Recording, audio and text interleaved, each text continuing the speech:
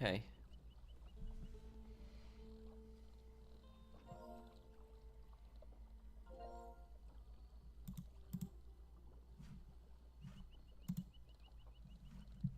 Okay, hey everyone, how you guys doing today? Told you guys I'd be starting up these streams a lot earlier. Now,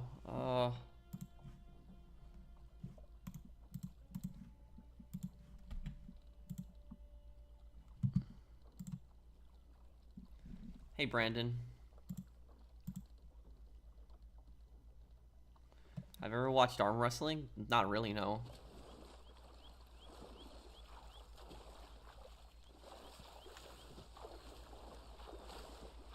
Hey Javi. Hey, did you guys get a notification for this stream today? Hey Drifter kids.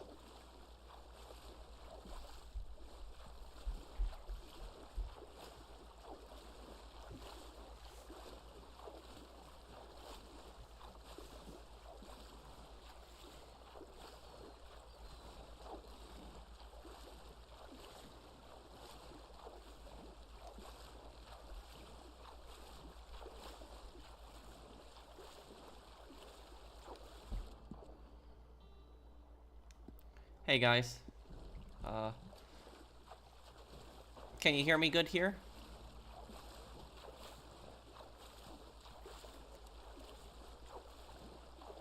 I would like to see more GTA and Red Dead games.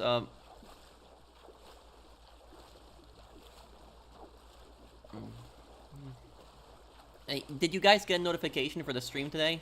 For some reason, I guess sometimes aren't. I'm not. I guess notifications aren't going out.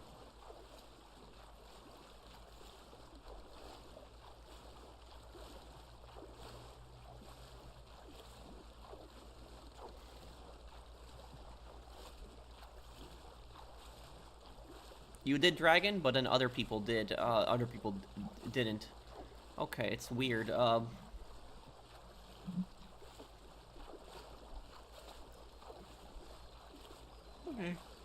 How's everyone doing? Everyone having a good day today? Start to the weekend.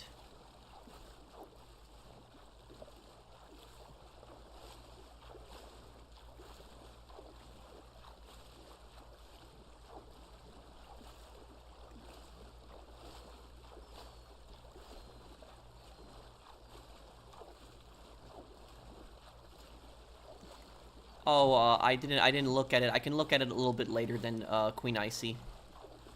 When did you send it to me?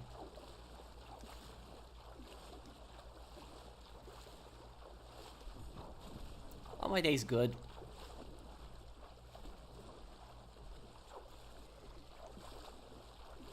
Hey, Matos. Okay. Almost to land here.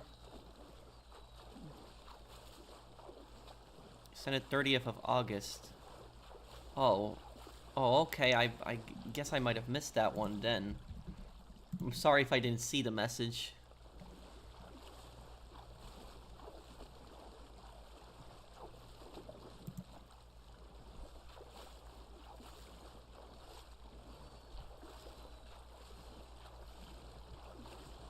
Oh, asking me about Genshin Impact? I don't know much about that game. Isn't it free to play on the PlayStation Store? I think that's I think that was made by yeah.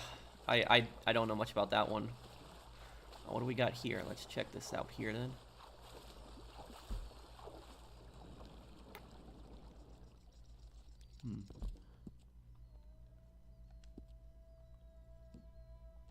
No, I didn't lose my Mahjong progress. Bounty target. I've never seen a bounty out here. This is a weird. How am I supposed to even get this bounty back to shore? I guess just put him on my back of my horse, but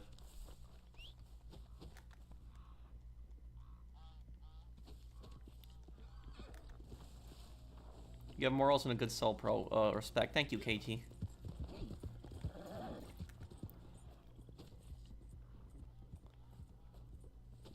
Yeah, I heard about that the killer's been arrested.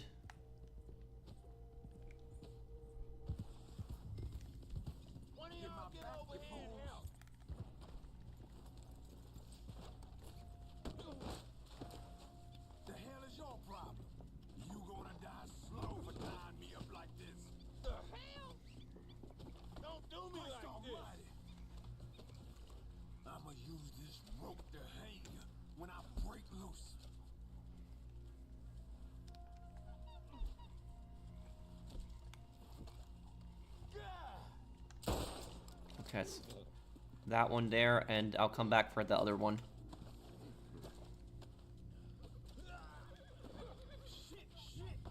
Lord Almighty.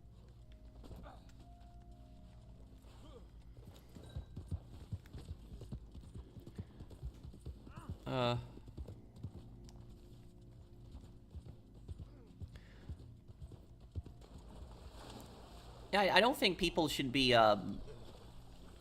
I don't think people should be attacked for using AI. Thank you, Cayman, for the super chat. AI can be very helpful in some aspects.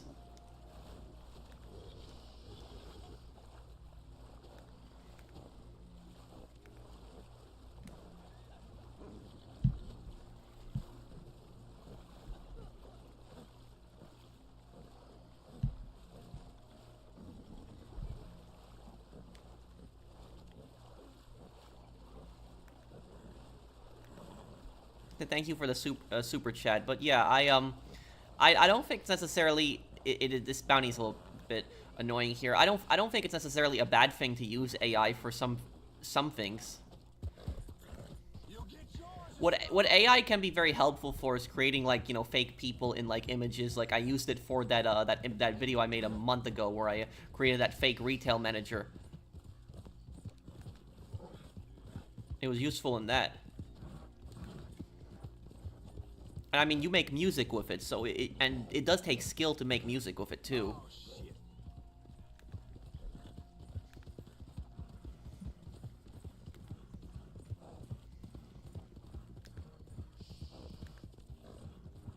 Oh yeah, there's a lot of attention to detail in the Red Dead games, Mados. Hey Samuel Clark, how are you, dude?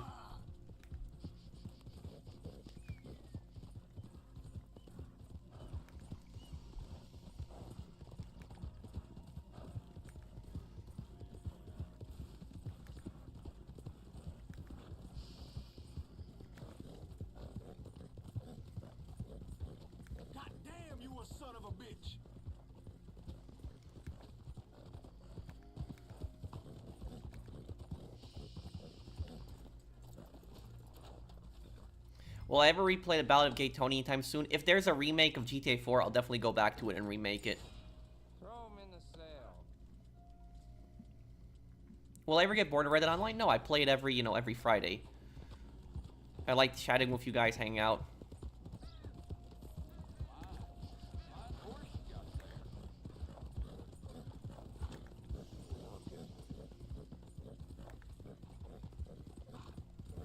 I don't know why people are making fun of somebody dying. It's not even about agreeing or disagreeing with the person. It's just nobody's making fun of somebody else's death.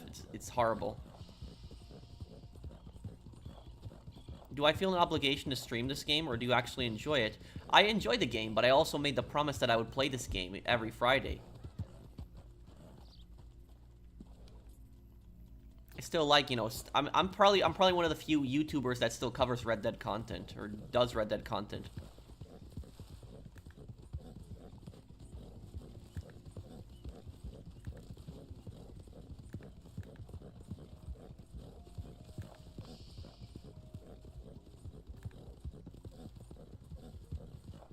Will I play Scarface again this year? No, next year, because next year it'll be the 20th anniversary, so I'll play it then.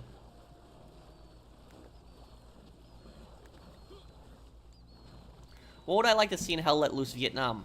Probably the South Vietnamese and the Australians as factions, too.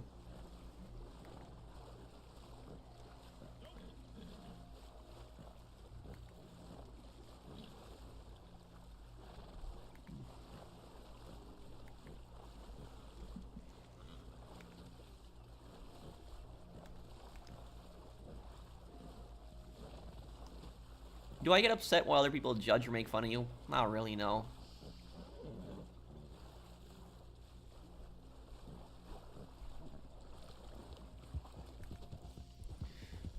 Not really. I don't think I'll ever play the Old Country again in English, because I've already, you know, replayed through the storyline.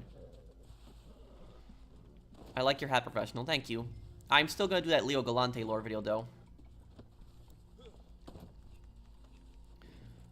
Well, I do it Red Dead's on Fridays and GTA on Sundays.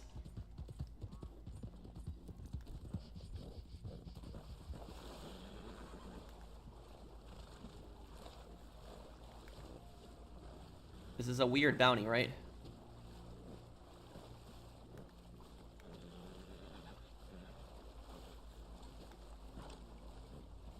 I need to get a shirt like that. Well, thank you. It's one of my favorite shirts. But it's a great shirt for, like, Western stuff.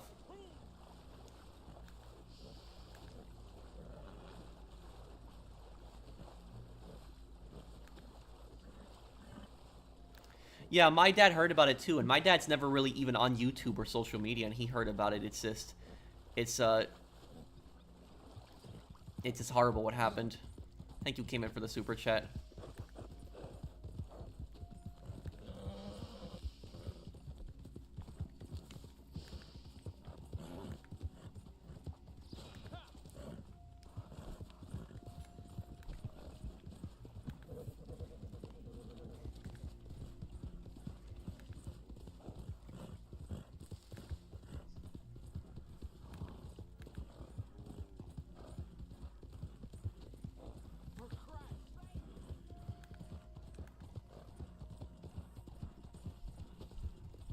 Are you happy? You look upset? No, I'm fine, dude. I'm fine.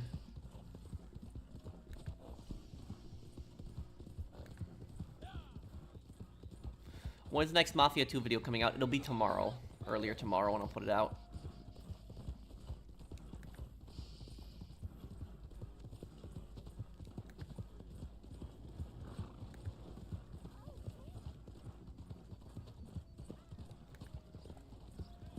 I guess I just have that serious, you know, attitude to my personality. I've always kind of had it. My favorite chapter in Mafia 2?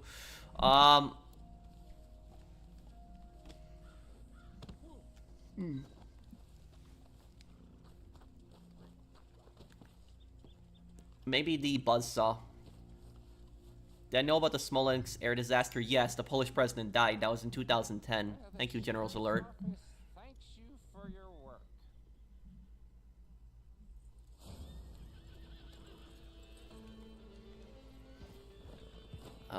Thank you, General's Alert. Hey, Professional, I watched your video on Charlie Kirk today. First, rest in peace to him. Second, a month ago, you lauded Poland for jailing folks who doubted the Holocaust. That's not free speech. You could make the argument that it is free speech, but that's in Poland. Poland sees free speech differently.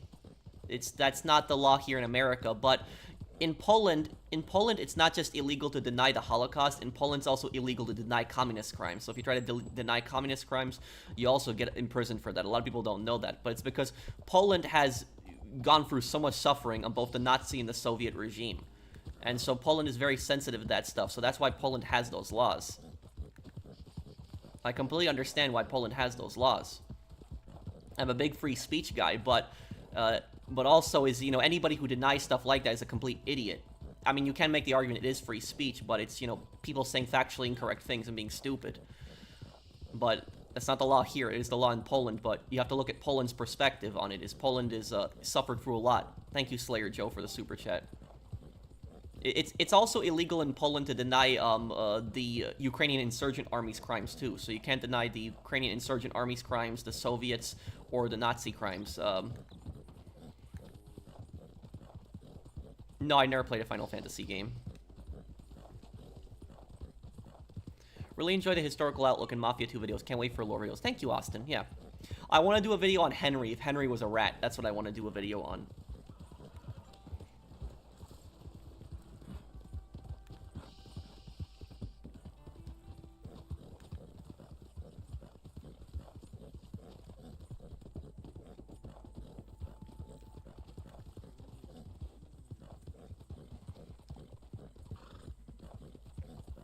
$18 months, been a while again. Do you think free speech in the U.S. will become an issue to situations like this? Yeah, I will tell you something is that, and thank you, Wasabi Guy, for being a member of my channel for a year and a half. The problem with society today, these days, is that people don't want to have a rational debate anymore. They don't want to have a discussion. People hate the other side. And it's not just one side that's doing this, it's both sides, but people just hate the other side, and they just think that the other side is evil. That's basically what they think. They think the other side is evil. They think that they're horrible, where they don't even want to have a rational discussion anymore.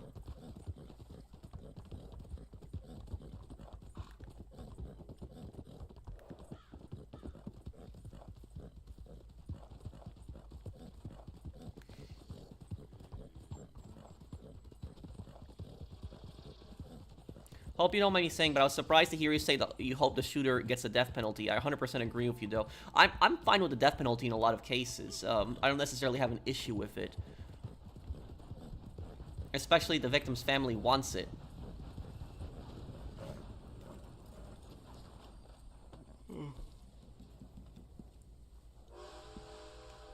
What's going on here? Are we selling something?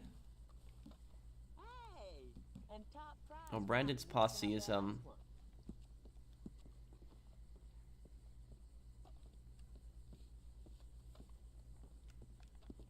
no corner of the globe is safe from anything tribalism. Thank you, Dead Sea Pirate, for the super chat.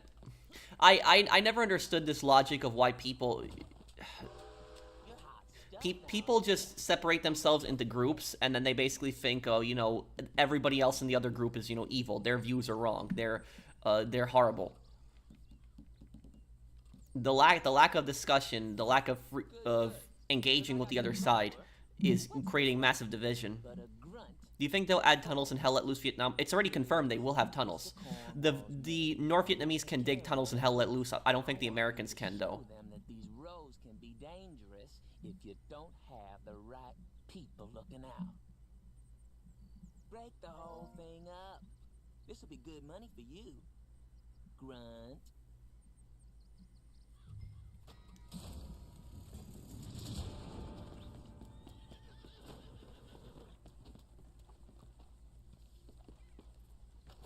Check Raykov's locker. Okay, the locker Raykov was put in. Raykov, I'll check it. Yeah. Yeah, they did get arrest the killer. They did. Hey, Pro, I seen your video on Charlie Kirk, and I agree with you 110%, man. And I don't agree with him on so things. And so there was a few things I didn't agree with him, but he didn't deserve death at all. And that is the correct. That is literally the best way that I could word it right there, Seth. It's not about agreeing or disagreeing with somebody. You could even dislike him. You could even not like him as a person. But the fact that you know, supporting violence against somebody, supporting killing somebody because they have like a different viewpoint, that's what I find just so disgusting. And these comments, I've seen so many comments of just people like just defending that stuff. It's just disgusting. What weapons are you looking forward in Hell Let Loose, Vietnam? The SKS and the AK-47 are two that I'm really looking forward to seeing. I'm rewatching Tour of Duty, the 1990s Vietnam show. I know the one. Probably federal charges, but we'll see, Mr. Jesus. Thank you for a super chat, Mr. Jesus.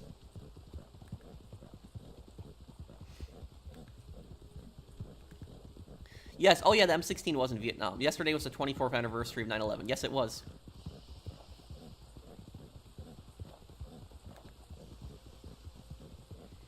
One of the worst days in American history and the worst day in New York's history.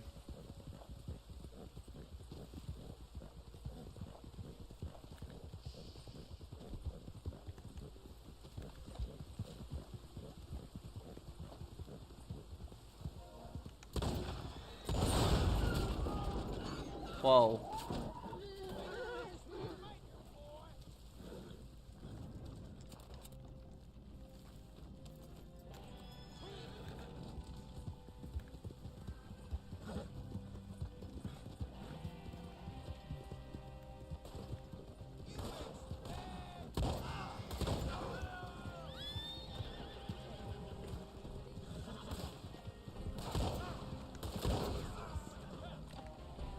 If you take a life, you shouldn't live yours. Yeah, I understand that argument completely. Is that, you know, somebody murders somebody else, why should they go and, you know, be able to live the rest of their life? That's...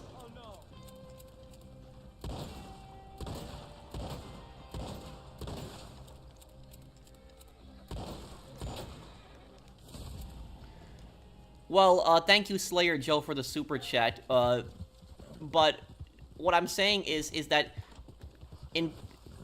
in Poland, for example, in Poland, it's illegal to deny crimes that are proven to have happened.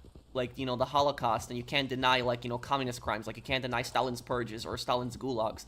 Those are illegal to deny that stuff, but they're proven things that happened in Polish history, and Poland is very sensitive about this. But in Poland, you can generally say whatever you want, other than that.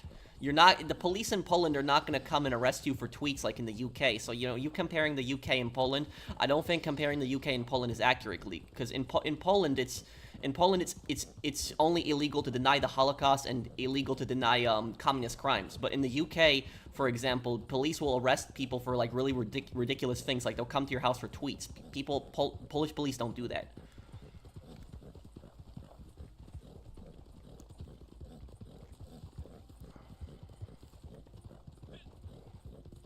Have you seen the movie Falling Down? Oh yeah, the 1990s movie. I've seen it. Yeah, I know the movie. The guy's going home. He gets pissed off. He snaps. I think the construction scene is my favorite in the is my favorite in that movie, where he tells the construction workers that you're telling me the road fell apart in 3 days, and he says that if you don't use all the money you have this year, you won't get the same amount next year. And so these construction guys will like make up stuff to fix the roads. That is true. What's wrong with the street? Yep, I remember that line. Also, at the end of that movie, Tom Hagen shoots the bad guy. Also, Patrick, I made a post when it first happened, and I was giving me condolences to his family inside the post, and someone under it with an alt account told me I should off myself for thinking that. What? That's horrible. I'm sorry that somebody said that to you, Seth. That's disgusting that somebody would say something like that to you.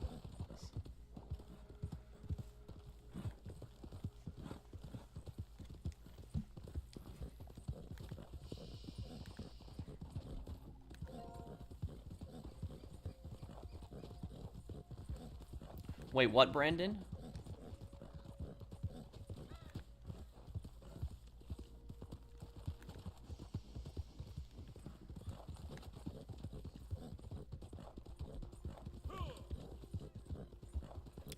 I have, but I have seen the tweets, but I don't want to get into that. I don't want to get into drama of other people.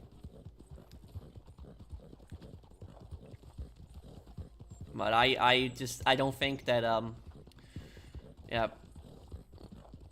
I just don't agree.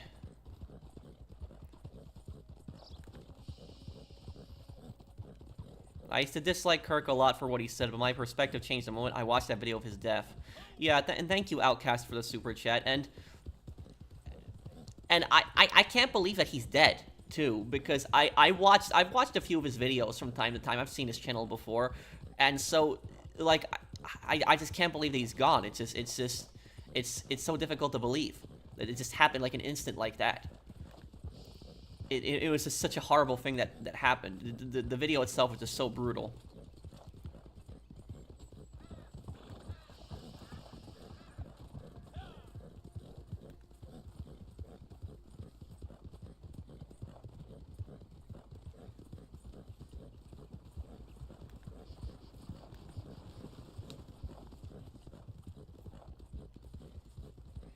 On a more happier news, today I met the lead singer of the Wallflowers today. He walked into the store I worked at, and I got to talk to him. He's a part of the band who made the song One Headlight. Oh, that's really cool. Did you take a picture of him or get an autograph?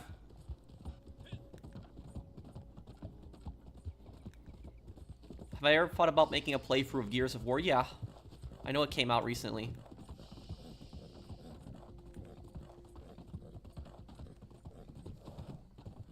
You got a $40 settlement paper check from Walmart for, what was, for wrongful termination?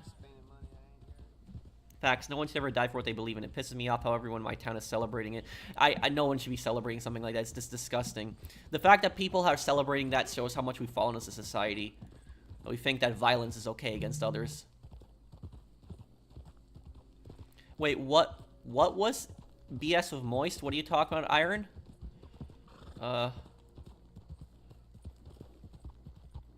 Do I like any of the Halo games? I played Halo 3 and I liked it, but when I played Halo 3, I didn't even understand any of the story. I didn't. I played at my friend's house. We liked playing the co-op, and I liked using the vehicles. My favorite vehicle in Halo 3 was that little ship that the Covenant fly around in, that you can just throw them out of it, hijack it. I forget what it's called. That little fighter ship that you fly around. That was my favorite vehicle to use.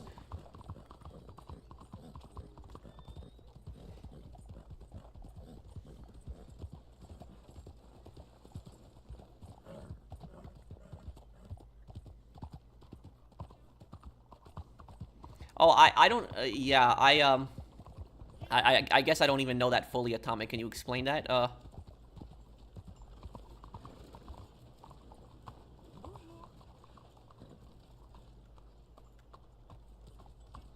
But didn't they do a video together, Iron?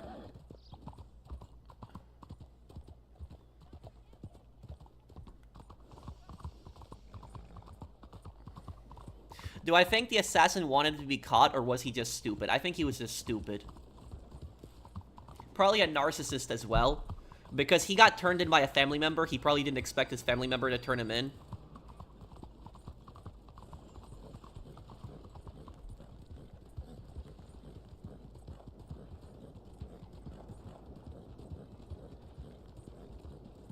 Pro, I don't mean this in a bad way, but do you have a disability? I don't think so. No, I don't. Sometimes I stutter, and sometimes I have a really bad habit of saying so maybe I do have something. I don't know. So some people have told me they think I have autism, but I don't know. I've never been tested for that.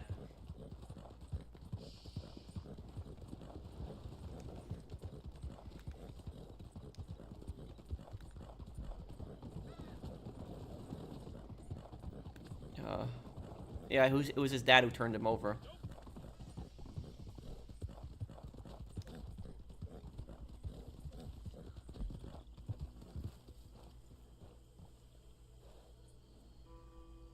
If Charlie Kirk's death was public, we should see the assassin's penalty live to public. Accountability and consequences need to be televised. Yeah, and the thing is his trial probably will be televised publicly. It probably will be.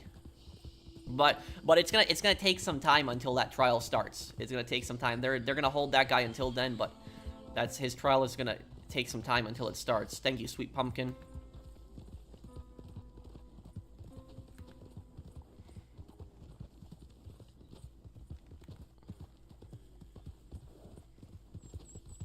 And I remember when I was watching a video of him this morning, it said that he had a 4.0 GPA.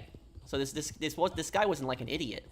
But like, what a stupid thing to throw your life away over. You know, what a stupid thing to do. Like, it's just murder somebody and then, you know, you go to prison for the rest of your life. And, my God.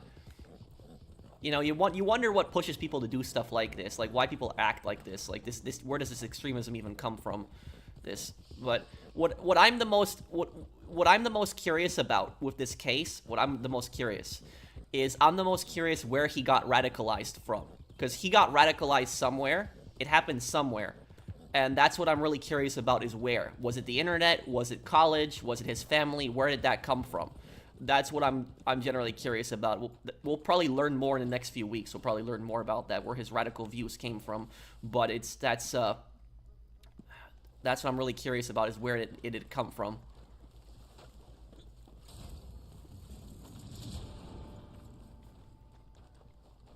Thank you, Dream Messy, for the super chat. Thank you, dude.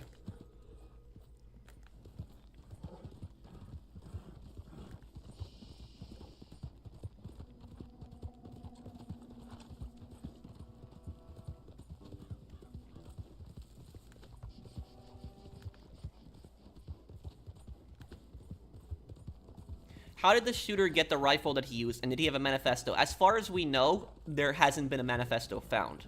As far as we know right now. But the thing about that rifle is fairly easy to get. That's what people don't know, is that, look, here's what I'll say about this, is that shooting that happened, that no form of gun control would have stopped that shooting. I'm telling you guys right now, no form of gun control would have stopped it. And the reason is because when the shooting happened, there was media outlets that were speculating that it was an AR-15, when that was not an AR-15. They were saying the first day they were saying it was a 308. Then now they're saying it's a we know it's a 30-06 that was Mauser bolt action rifle. And here's the thing about that: that gun is legal in all 50 states. So all 50 states, California, New York, even in New York City, where you could, you would need a permit for that where I'm from, but it is legal there too. It's even legal in the UK. In the UK, I'm pretty sure you can own that same gun, and even in Australia, it's a bolt-action rifle. So that is, so literally no form of gun control would have stopped this thing that happening. This wasn't, an AR-15. This wasn't a semi-auto. This is, the only thing that I think could have prevented this tragedy from happening is probably having better security. Like, the police at the campus failed. Like, I don't know who was in charge of looking for the rooftops or like checking the security, but whoever was that failed. Like, I think we can all agree the security failed their job in that. And the thing about this is there was regular people that just saw the shooter before it happened. Like, they saw somebody on the roof. They didn't necessarily see him with the sniper rifle, but they saw somebody on the roof. There's pictures of people seeing the shooter on the roof. And the fact that nobody, went up there, and security or police didn't go up there, campus police, to check it, I think it was a failure of security. Only a pro could have made that shot off with one bullet. Not true. It's not true. I'll explain in a moment here.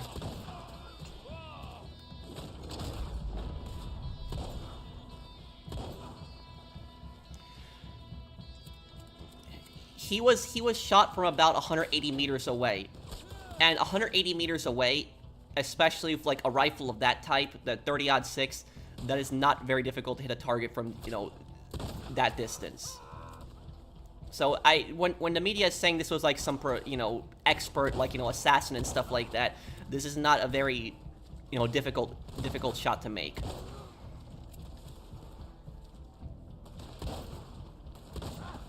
Anyone who has gone hunting before or target shooting a few times could probably make that shot. So that's basically my analysis on it.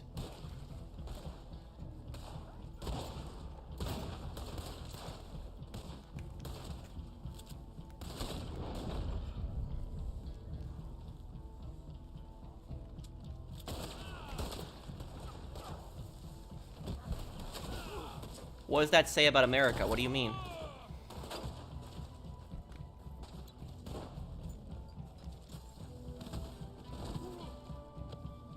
From a security standpoint, they were thinking that anybody who would want to kill him would be at close range, yeah. And Charlie, I know that Charlie did have his own security with him. He had these guards, I know, that would like wear black sunglasses, like you saw them a few times in the back of his videos. They would just stand there. But even they can't do something if somebody's up on a roof.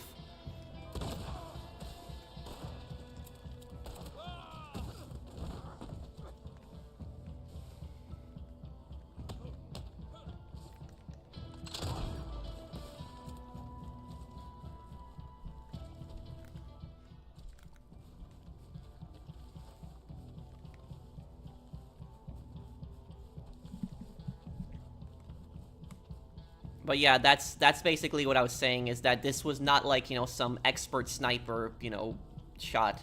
This was 180 meters, which I wouldn't necessarily say it's a very easy shot, but it's, somebody that's, even gone hunting a few times and target shooting can do that.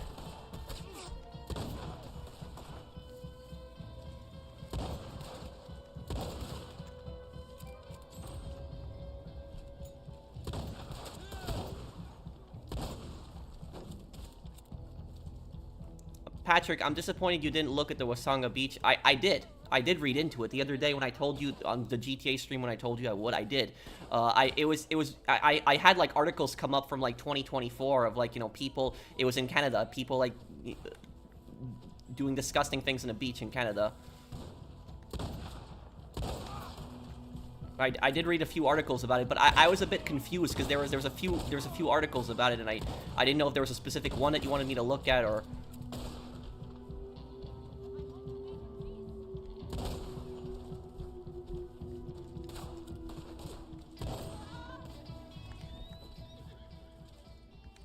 Okay, here we go.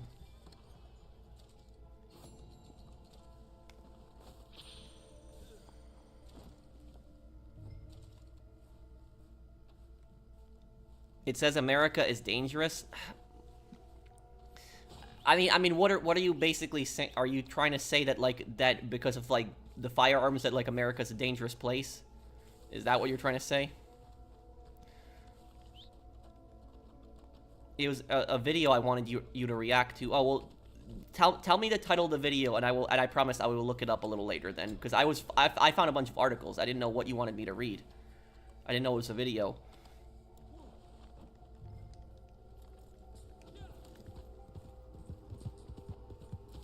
But look, this idiot, I don't know, you know, what he was thinking, but he's gonna get punished. He's probably gonna get the death penalty, because the federal government is really pushing for the death penalty, and they're gonna get a lot of pressure from the Utah's gonna get a lot of pressure from the federal government to pursue a death penalty case. So it's probably gonna be a death penalty case. Yeah, you can join me, specialist.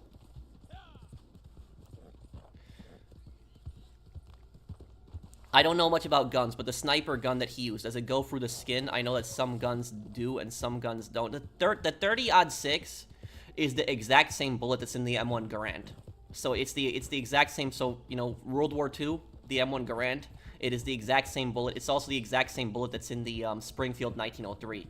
That's what the 30-06 is. It's also the same bullet that's in the BAR, the Browning automatic rifle.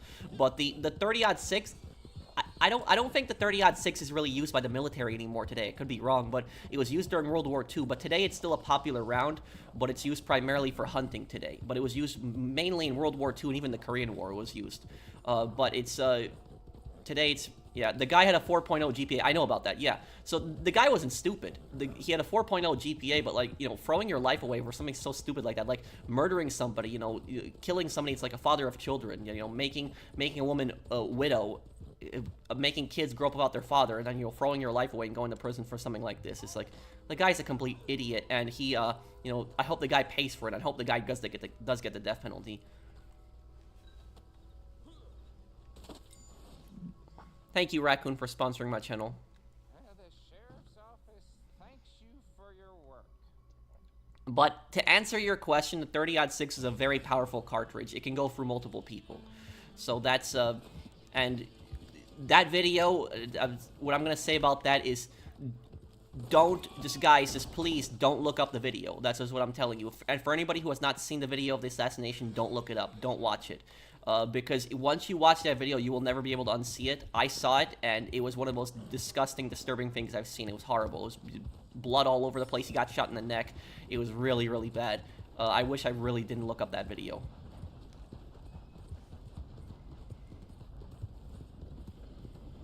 I'm depressed now because of all this Kirk talk. I wish you a good rest of the stream. Goodbye for now, my dear brother. I hope everything's okay.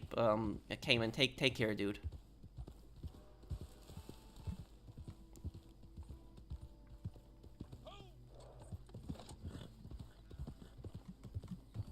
Your intelligence with firearms concerns me? What do you mean? I'm not a psychopath or anything. I like to collect firearms. I'm a big gun rights person. Doesn't mean that I support some kind of violence. I hope the shooter gets the death penalty. I hate to see these events like humanity do not exist anymore. These assassinations, wars, and corruptions. Is there any planet we can go to? What got me so upset about these recent events is just looking at all these comments and just seeing how many people are just okay with murder. Oh, you're joking? Oh, okay. I thought you were being serious, Shiny Knight. Well, about my firearms knowledge, but what's got me really upset is just the people that are just celebrating this stuff, celebrating the violence. I don't get it. It's not you don't have to like the person. You don't have to agree with the person. But just supporting somebody being killed, it's just for me barbaric. Regarding Kirk's face, I highly believe the Israeli Mossad has something to do with that. Has Charlie been talking mad crap towards Israel recently? No, I don't think there's any proof for something. I don't think there's any proof that there was a government involved in this. This was just some idiot that had a problem with Kirk, didn't like his political views, and did this crap.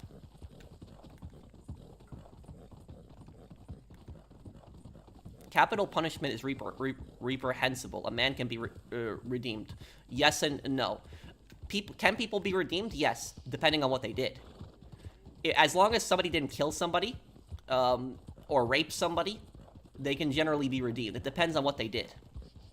So there are certain crimes that I agree with you that people can be redeemed for, but once you cross that line, you murder somebody, you rape somebody, you sexually assault somebody, I think that there should be no redemption for something like that. I think that is the point of no return, and I think that's the point where, the person should be punished and suffer for the rest of their life.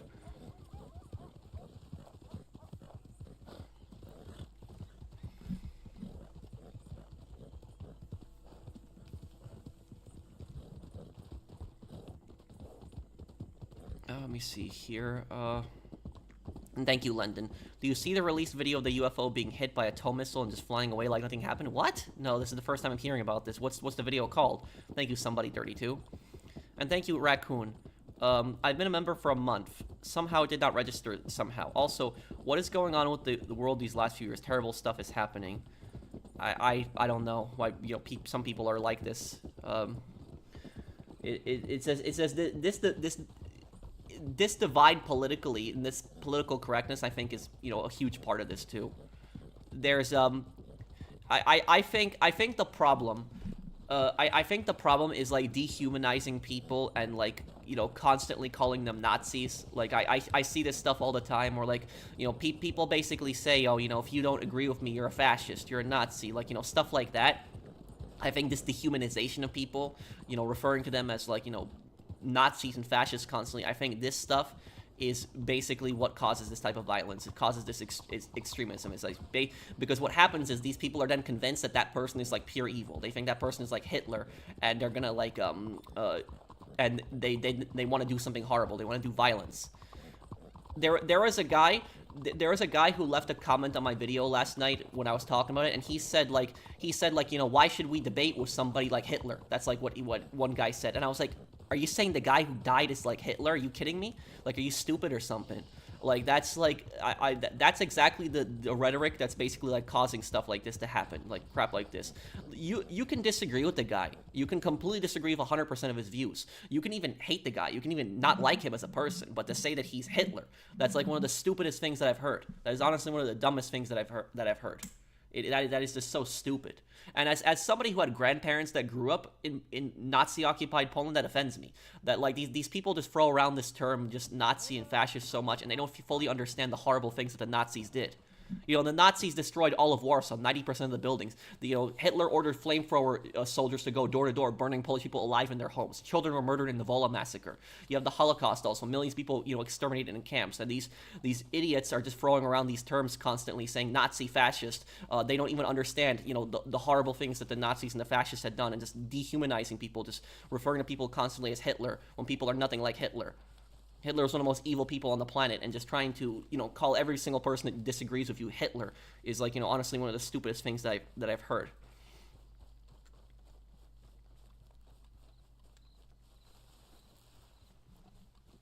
Let me see here.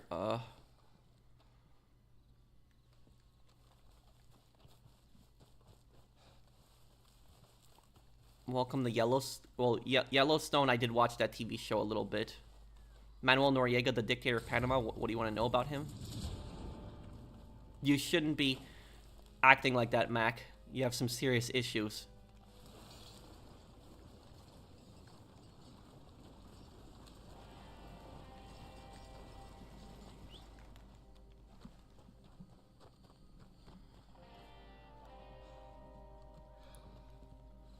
There's folks who want to go out and pop lefters. Wait, any kind of political violence is wrong. General's alert. I mean, there was 2 Democrats that were murdered in I think it was June or July. I think that happened in Minnesota. So like any kind of political violence is wrong. It doesn't matter who if it's a person on the left or right. You can't support stuff like that.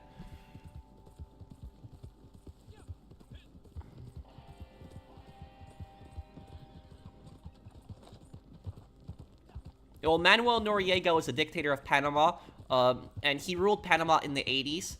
And what happened was the CIA, they got rid of him because Noriega, what he did was Noriega had made money from the drug cartels, so whenever drug cartels were moving drugs through Panama, so from South America, and they were moving drugs through Panama, they could basically pay a toll, and they could stay in Panama, and they could be safe there, and they wouldn't have to worry about retribution from, like, other countries going after them. What happened was, when the Soviet Union started having problems and falling apart, that's basically when the CIA started going after Noriega, because Noriega was an anti-communist, and so they kept him around there just so he wouldn't let the communists take power in Panama, and then once they didn't need him anymore, they decided to get rid of him. That was basically the whole backstory with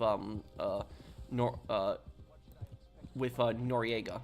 Question: do people call each other communist? Yeah, there are people that call each other communist. Sure, you know, I've heard the term before. Like, people say communist this, you know, communist that. But I'm just saying, is like the most common rhetoric that I've heard is just constantly referring to people as, like, you know, Nazis and fascists. That's the most common one that I've heard, and it's just dehumanizing people and just acting like people are, you know, supporting one of the most disgusting, worst regimes ever. And because when somebody gets called a Nazi, then people get convinced that that person is like the most evil, horrible person ever, when that person doesn't even have any kind of views that are resembling a Nazi. It's just people are just throwing around that term constantly.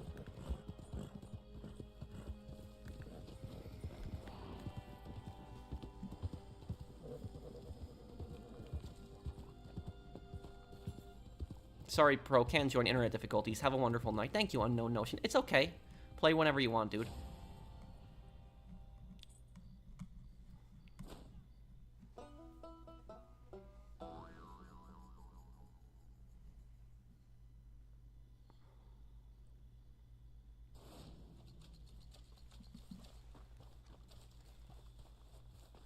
What's your question, Menacing?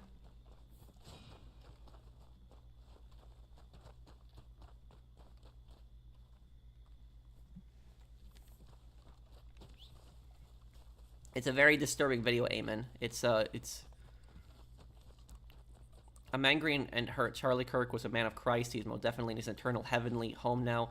He was a good man with faith in God. Thank you, Specialist, for the super chat. And look, this is what I'm getting at here is, you don't even have to agree with the guy. You don't have to agree with the guy's political views, but to, like, think that this guy was, like, evil, or, you know, he was like the, next Hitler or something like that. It's just ridiculous. It was a father who clearly loved his children and is now, you know, dead, and his wife is a widow, and it's disgusting. It's just this absolutely disgusting what happened.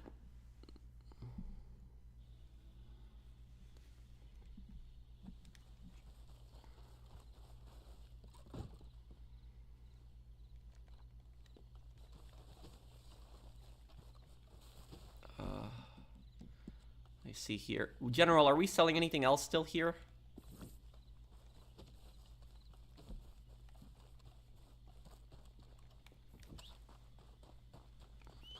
When's the next members only stream? It will be on the 17th, 18th, and 20. Charlie Kirk defended genocide, guilty under Nuremberg law. What are you talking about, Anon guy? Thank you for the super chat. Well, Nuremberg trials, that was from World War II when Nazis were put on trial. Well, what are you talking about exactly?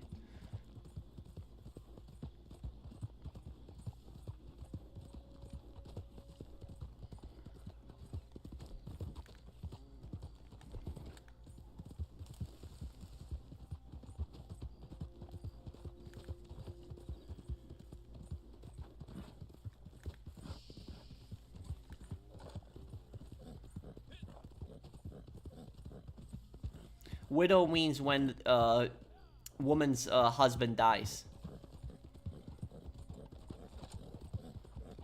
Yeah, I heard they caught the person. Well, look, Amen, you can dislike somebody. I'm not saying you should like or, you know, dislike the person. The only thing I'm saying is that, you know, violence should be condemned. Can I have an invite, please? Sure. Let me see here.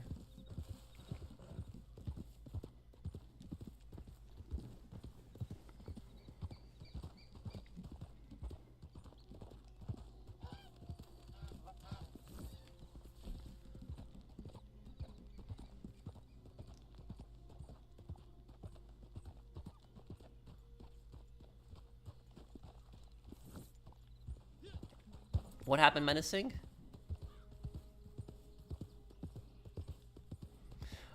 Well, did you see what I said though? Is I said though in my I don't know if you watched my video, but I personally said that I don't agree with his you know, I don't agree with a lot of like Kirk's views. Like I don't agree with necessarily. I didn't agree necessarily with him on gay marriage. I think people have the right to marry who they want, and I didn't agree with him, you know, constantly wanting to send money to Israel constantly. I think that we should stay out of, you know, other countries' affairs, but that doesn't mean that I, you know, wish him any kind of harm, or I think he's evil or some horrible person or he deserves to die or stuff like that, or making fun of his death.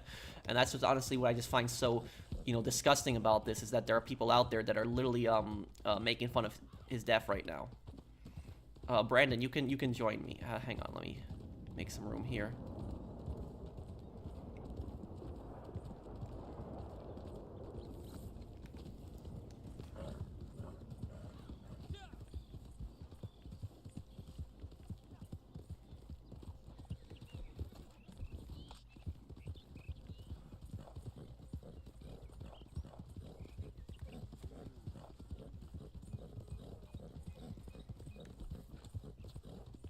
Oh no, I know about that, Zach. That I know about.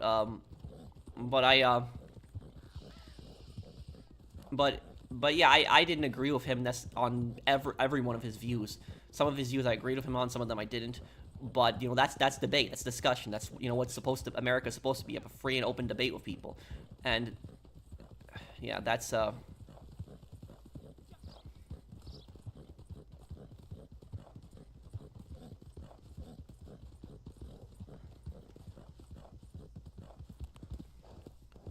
let me see here.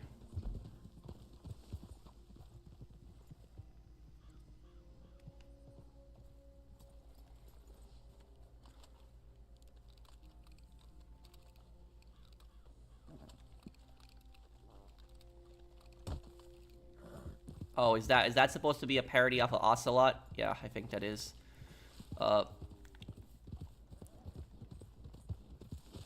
Patrick, is my name Irish or German? Technically, I guess it's Irish, but I'm not Irish. I'm half Polish and half Tatar, so it's you know, half Slavic and half Tatar. So it's it is my name is, you know, Irish English sounding, but it's not but I'm not Irish or English.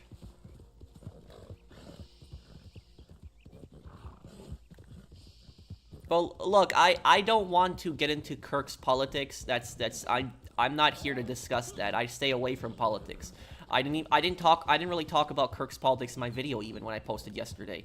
The only thing I'm saying is that people should not be killed for their opinions, and people should not be celebrating that. That's the only thing I'm saying here. You know, people have the right to say, you know, what they want to say, and they shouldn't be killed for that.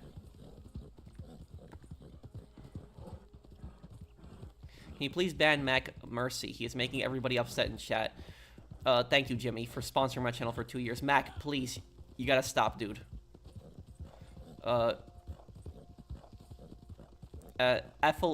Ethelist, can you post your comment one more time? I'm sorry. Are the Poles and Irish on good terms with each other? Yeah, I don't see why not. Poland and Ireland never really have had a problem.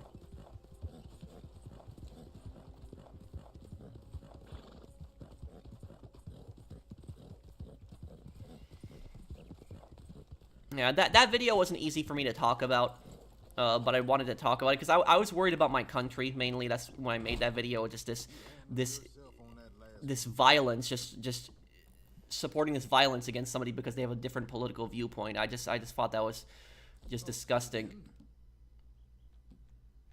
You want to see what Martelli's got in store? You're gonna need some more capitale. Well then, time's a wasting. Is he still doing it, Lendon?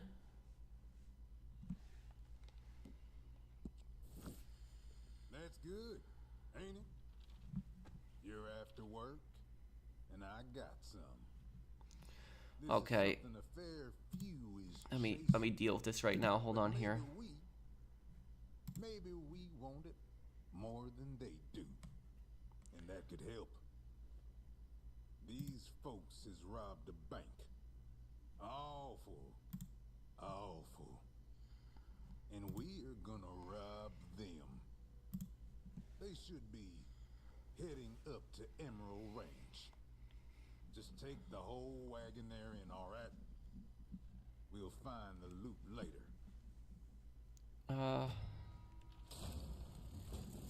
Here.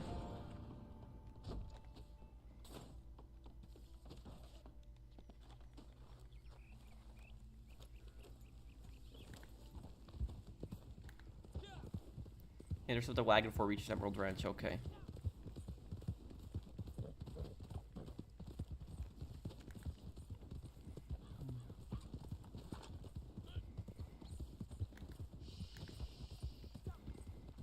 You explained it? Okay, let me look at the list.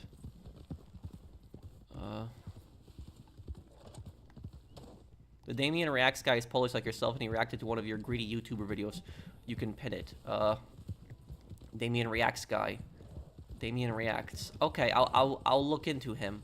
When did this video? When did he make this video?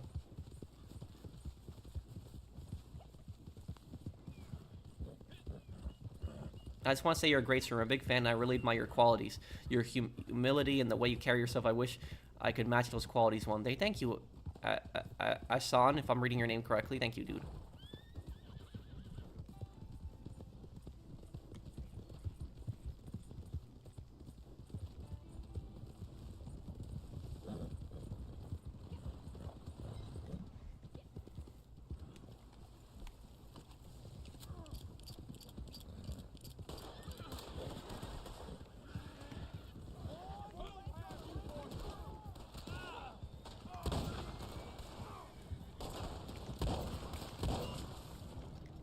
I'm not brainwashed in any way. And literally is... I have stated my position on that conflict so many times, and I'll say it again here. The reason I don't like talking about that conflict is because no matter what I say, people always get so upset over that. Everyone has, you know, their own different viewpoints. But I will say it again here. My viewpoint is I'm completely neutral on the Israel-Palestine conflict. I don't support Israel. I don't support Palestine. I don't support sending money to Israel. So that is my perspective on the conflict. I'm on the side of peace. I don't want to get involved in the conflict. I don't think I'm a non-interventionist. I don't think it's America's role to be world police and getting involved in other countries' affairs. That's my viewpoint on it. So please just don't be putting words in my mouth.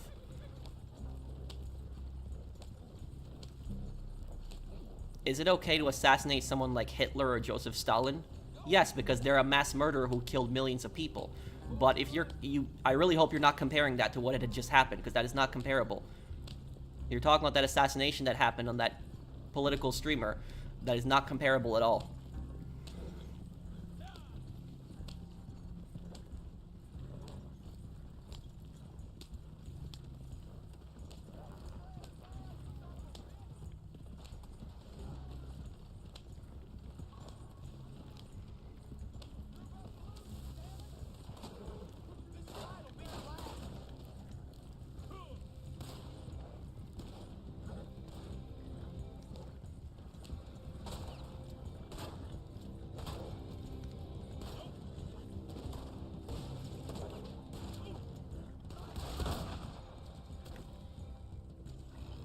Okay, here we go.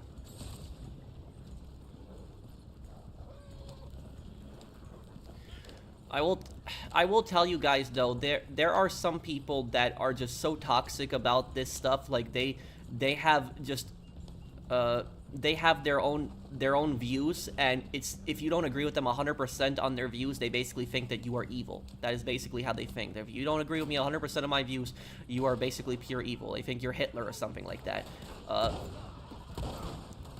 I remember, I don't know if anybody was here. So maybe somebody here in the chat was here when this happened. But a couple months back, I was streaming GT Online, and when I was streaming GT Online, I had this guy come into my chat, and the guy that came in, he gave me like a $10 donation. He asked me what my view is on the Israel-Palestine conflict, and I said that I don't support either side. I'm on the side of peace. I just want the violence and the killing to end. Then, like a couple minutes later, he gives me another $10 donation.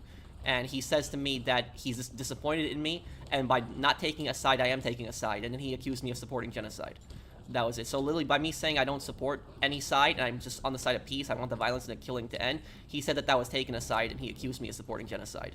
That's how toxic people are. So literally saying that you're neutral and you don't support either side, for them, that's not good enough. You have to like 100% completely agree with their views, and if you don't, you are evil in their eyes. That's basically how some people think. That's basically what extremism does to people. They think that if you don't agree with 100% of what I'm saying, you are evil.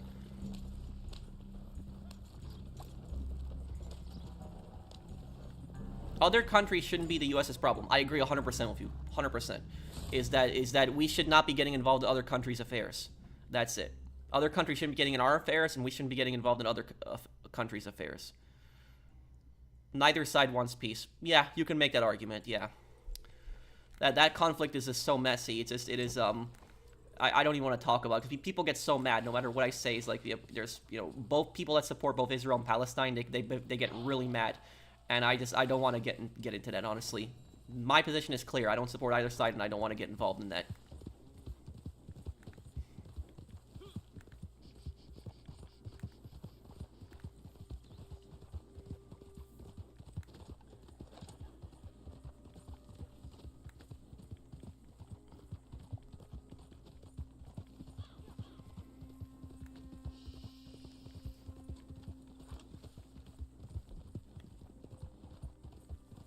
What's up, Drifter Kids? What's your question? Oh, what? That comment I said earlier, London? Whatever is it, North Korea? No. Yeah, you did make a good Revolver Ocelot outfit. Pro, you censored me. You took away my First Amendment rights. No, I didn't ban you. You are not completely banned. You were timed out for 5 minutes because you were literally making fun of somebody's death, and I asked you to stop. I do support free speech on this channel, and, people can say what they want and insult me, but you were insulting somebody else. You were making fun of somebody else's death, and that's not cool. You do it again, I'm gonna throw you out of the chat. Generally, people can insult me, they can talk crap to me, they can talk shit to me, excuse my language, all they want, but it's just, I just didn't like that, somebody was, making fun of somebody else's death right now.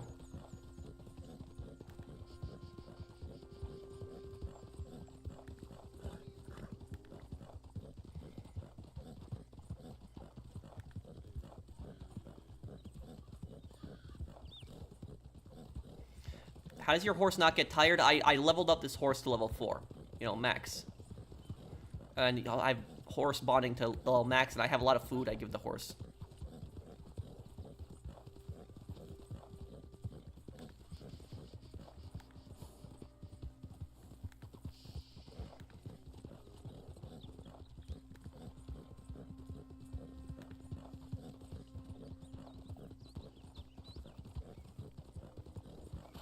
Can we just enjoy the stream, people? Yeah, thank you, Mr. Hopkins. Can we just not talk about Israel-Palestine? I don't want to talk about Israel-Palestine. I don't. It's people that keep bringing it up. How long does it take to max your horse? Probably several hours of playing. Oh, he is not going to get bailed. I'm telling you that right now. That like literally is you have a better chance of winning the lottery than that guy getting bail. So that's basically what I'll say about that. That guy is not I love you, Pat. You'll always be a great person. Thank you, and thank you, dude. And thank you for supporting me all these years and coming by my videos also, and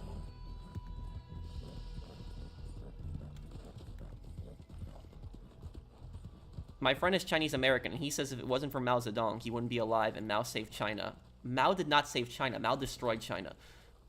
The only time that you could make the argument that Mao did some good is when he was fighting against the Japanese. Maybe that's the only time you could make an argument that he helped to kick the Japanese out of his country. But when Mao took over, the genocide that he did, the famines, his squad, like his secret police, the horrible atrocities that they've done.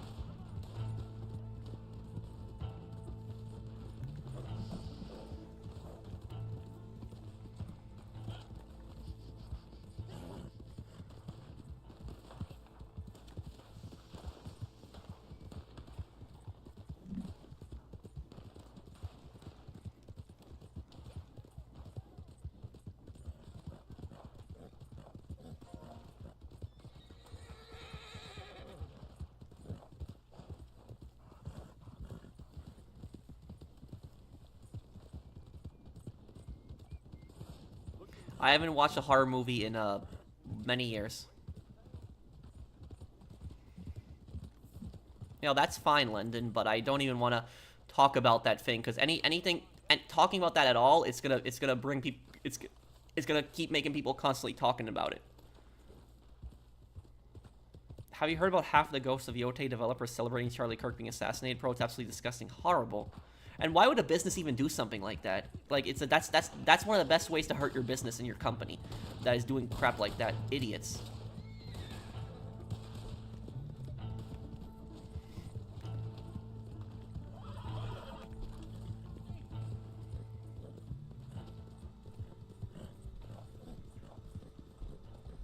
I was really thankful you uploaded that day. It was what I really needed. Thank you, Tob. No problem, dude. I might have to go to a new session. He was timed out, Jimmy. He was timed out, but it's if he, you know, if he starts crap again, he's getting banned. Mac, I'm warning you though. I'm warning you though. There's free speech in this chat, but you can't be making fun of somebody's death. Don't do it again.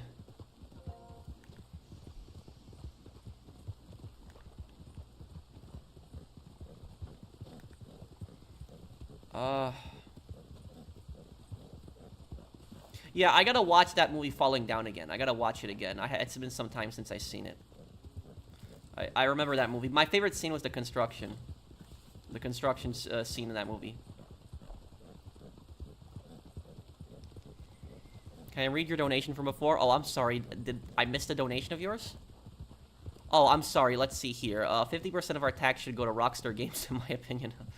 Yeah, and you want to know something? If 50% of our tax went to Rockstar, they would still have peer-to-peer hosting on their games. They still probably would.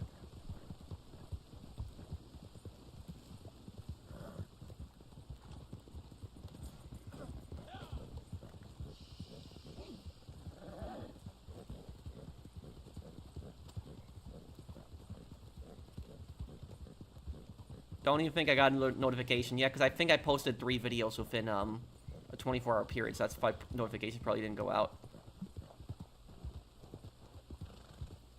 Did you hear about that idiot judge who let the guy who killed that Ukrainian girl in Charlotte had let him off? The guy got arrested like 14 times. He was in jail for 14 offenses. Why was this guy not in jail? Why was this guy not in prison? Why? Why did they think it was a good idea to let this guy out? And that's why I say these weak judges, these weak prosecutors, constantly letting people out, constantly letting these offenders out, letting these guys out early, and then they do these horrible things. Honestly, sometimes I think that there should be a punishment for like judges or prosecutors, that if you let these guys out early, if they do something while you let them out early, you're responsible for that.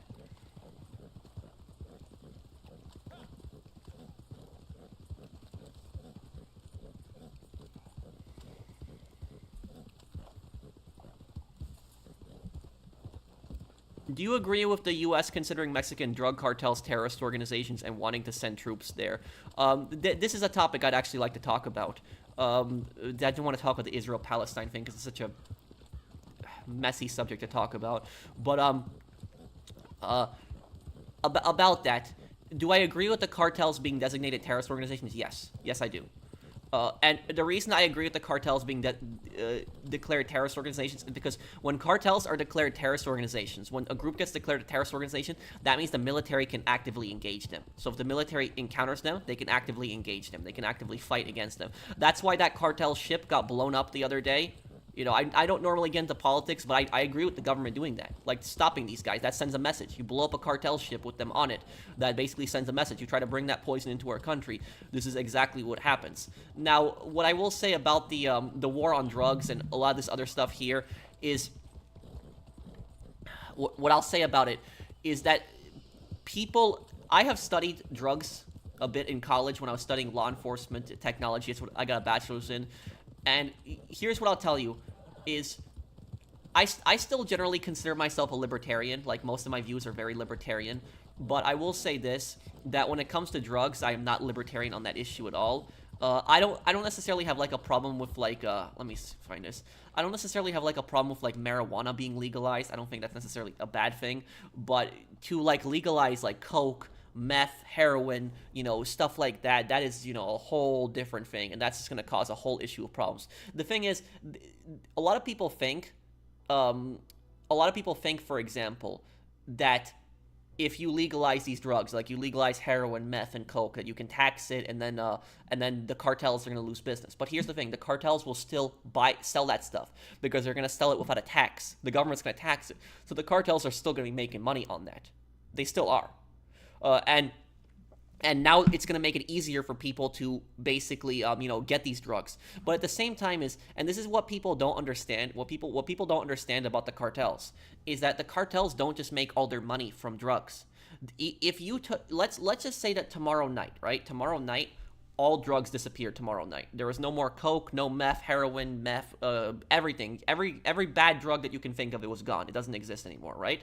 You think the cartel would go bankrupt? No, the cartel wouldn't go bankrupt. They would take a hit, sure, but they wouldn't go bankrupt. They still have plenty of ways they can make money, and still plenty of ways that they can, that they get rich from. One way that the cartel makes a lot of money from is they make a lot of money from smuggling people into the United States. So like illegal immigrants, for example, they pay the cartels a toll to get them through. And so a lot of illegal immigrants, for example, pay that. And I was actually watching a video where it was, I'm trying to remember, it was like $15,000 or $20,000 for like somebody from China to pay when they arrive in Mexico to pay the cartel to get them into the United States. And so imagine that if they got just 3 illegal immigrants from China, and they got them in the United States, that's 60 grand they just made just from that. So so they make a ton of money from a lot of different sources, and the human smuggling is one, but then you have other things like human trafficking. Human trafficking is way worse than human smuggling, because the difference is human smuggling is when somebody pays you to smuggle them. Human trafficking is when you kidnap somebody against their will, like slavery, and you force them into somewhere where they don't want to be, and work somewhere where they don't want to be. They kidnap young girls, they basically get them high on drugs, and then they force them into prostitution, and they make money off of that. It's disgusting. They do crap like that. The cartels also make money through extortion. They extort businesses. They extort landowners in Mexico. They'll extort towns, businesses. And the other thing that the cartels will make money from, they'll make money through tolls also. So in Mexico, and I'm not trying to insult, anybody that lives in Mexico, but in Mexico, if you drive down the highway, there's a very high probability of you getting robbed by the cartel. Because what the cartel does in Mexico is they basically set up these tolls. And they block the road. Like, they'll block the road like a highway in Mexico. And when you try to get through, they'll basically say to you, pay us a toll. Pay us, hundreds of dollars to basically get through. And they make, a ton of money from these tolls alone. So the cartels don't just make money from drugs. They make money for a lot of various different sources. And then there's also human organs, which I don't even want to talk about. It's disgusting. But when I say human organs, think of Max Payne 3. That's basically what the cartel does that too. So that is, they make money for a lot of evil, horrible things. It's not just drugs. And the thing is, in America, you would never have something like this happen. In America, if you had, like, let's just say the mafia, right? If the mafia tried to shut down like a highway in America and basically said, pay us a toll to get through, that would get cleaned up really quickly. Within just like an hour or two, the police would be there and arrest all of them. In Mexico, they block a highway and then they charge people a toll. That's never going to get cleaned up. They're never going to do anything about that. I watched this crazy video where there was this American tourist in Mexico, and there was a cartel checkpoint, and he basically drove around it. He didn't want to go through the cartel checkpoint, and the cartel chased him. And then what happened was a police officer pulled him over while he was being chased. And when the police officer pulled him over, the police officer says to him, why are you speeding here? And the guy's like, I'm trying to get away from these guys chasing me. And then what happens is, while the police officer is giving the guy a ticket, one of the cartel guys pulls up in front of him, and the police officer just tells the guy, go, just get out of here, get out of here. It's like, that's what it was. So the police officer didn't even want to engage the cartel. Like, he was just scared to even do anything about that. So that's the state that's in Mexico. It's the corruption and just the problem with the cartels. It is just something else. Like, Mexico, you can make the argument, is a narco state. I'm not trying to offend anybody from Mexico. Mexico is a great country. I love the culture, especially love the food. I love Mexican food. But it is just the government and the police is just so corrupt. It is just so corrupt, and the cartels are just such a massive problem. And if you want my opinion, what can solve this issue? What can solve the cartel problem? What can solve it? It's not, legalizing drugs. it's not an invasion or something like that. If America did an invasion, it would just be an absolute disaster. I'm telling you, you would never want to do something like that. You would never want to send troops into Mexico. It would be a disaster. You don't want to do something like that. And the thing is, in Mexico, there would be no coordination with the Mexican military, even if Mexican government was perfectly fine with us, because there are military units in Mexico that are in league with the cartel. Like, there's actual military units that are with the cartel. So, like, what you had in Modern Warfare 2, when you had, like, those Mexican army that were, cartel puppets, you had stuff like that in Mexico. And the difference between corruption in Mexico and the corruption in America is that in America, when you have corruption, you might have, like, one or two people that are corrupt in a department. But in Mexico, the difference is you have entire units that are corrupt, entire police units, like including the chief, are corrupt. You have entire military units that are corrupt. It is just the corruption is just ridiculous in Mexico. It's completely out of control. So what's the solution? What's the solution to basically stop this, to get to do stuff like this? The solution is basically, if anybody has ever played Ghost Recon Wildlands, that is pretty much the solution, is Ghost Recon Wildlands. Not like an actual invasion, but like sending in special forces, denying that they're there, like don't even acknowledge that they're there, sending in special forces and just taking out these guys, like taking out these leaders, these lieutenants, these captains, these bosses, taking them out of these cartel guys, like just completely decapitating the organization. That is the only way to basically clean it up, is to just get rid of all of them, just like that, like Ghost Recon Wildlands style. That's really the only reason to, the only way to really deal with it is something like that. So, like, that ship got blown up. I don't really have a problem with that, because what people don't understand is people are saying, a ship got blown up, people died on that ship, but what they don't understand is the cartel are cold-blooded killers. They're cold-blooded killers. They are some of the most, they don't show people any mercy whatsoever, no mercy. And literally, I guarantee you that the people that got blown up on that ship, at least one of them probably committed a murder. I guarantee you at least one of them did. So that is literally how much these guys, they don't have mercy for anybody, nothing whatsoever. And in fact, it sends more of a message that, you do stuff like this, you bring the poison in the country, you're going to get blown up. And so now cartel ships, cartel boats are going to be absolutely terrified to bring drugs into America, because they're going to know they could get blown up by a drone. So that is... that's basically what I'll say about that. That is the solution. Is you gotta do some Ghost Recon Wildlands crap. Is just send in these elitist special forces and just get rid of them. Could I please focus on chat? Sure, I will. I'm sorry, I was just talking about it more. Let me look at the chat here. The one thing I despise from people is seeing cocaine as a recreational drug. It's a component, an ingredient to create combat stimulants, a recipe. Yeah, it is not a recreational drug. It is, it's cocaine isn't as bad as heroin. Like, heroin is worse, but it's still not, it's still terrible. And crack is even worse than cocaine. Crack causes a lot of problems.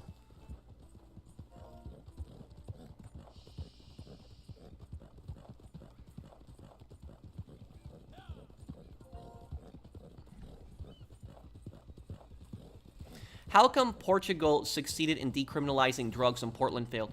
Great question. Great question. I'll tell you. I actually know exactly the reason why. I'll explain it to you. It's because the way that they both enforced their systems was completely different. So look, here's the thing is, my policy on this. Like, if I was like president, or if I was leader, here's basically what I would do about stuff like this. Under my policies, my view, if you are a drug user, you should not get put in prison. You should not. That's my viewpoint. If you are an addict, you should not be put in prison. Because if let's just say that somebody's addicted to heroin, right? Putting that person in prison is not going to solve the issue. It's not. The person's still going to be pretty much an addict. So if I was president, my policy would generally be this: if you are a drug addict and you are caught with drugs, the drugs will be confiscated. The drugs will be destroyed. But what will happen is, the person who's the drug addict, they will basically get put in front of a judge. And the judge will tell them, you have two choices. You can either go to rehab, we the government will pay for it, so that you can get cleaned up, or you can go to jail. And if you do the rehab choice, you will not have a criminal record. That will not be on your record at all whatsoever. And you help people once they realize they need to help themselves. So, like, the first step is admitting that you have a problem. And that's what it's really important at that point. And so I think the government forcing people to go into rehab, I think that would be, way more effective and save the taxpayer a lot more money than just constantly, like, throwing everybody in prison. But then, on the other hand, I would try to help the drug addicts. But then, as for the drug dealers throw these guys in prison and just throw away the key. is that these guys should be in prison for a very, very long time, and the drug traffickers should be in prison for life. The drug traffickers are a step above drug dealers. The drug dealers get their drugs from drug traffickers, and the cartels, you know, decapitate the entire organization, destroy them, literally destroy the entire cartel, destroy the whole organization. Like I said, like Ghost Recon Wildlands, that is probably the best way to like deal with the problem, is, you know, exactly like that. That's really the only way to do stuff like that. Because Mexico is such a huge cartel problem that's literally the only way to deal with it, is that you're gonna have to literally clean it up, just get rid of all these guys one by one.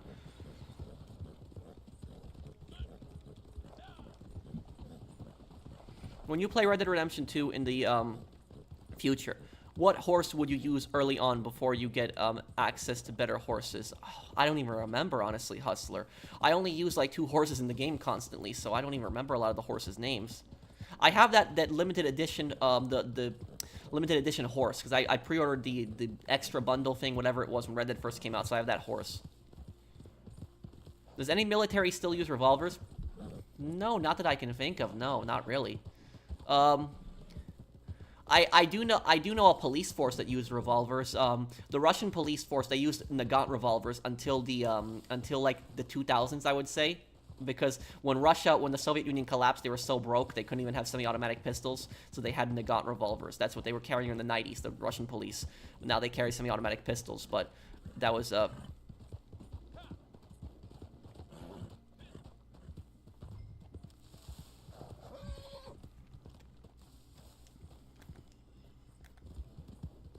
Hey, Poggle, thank you for subscribing to the channel. Thanks, dude.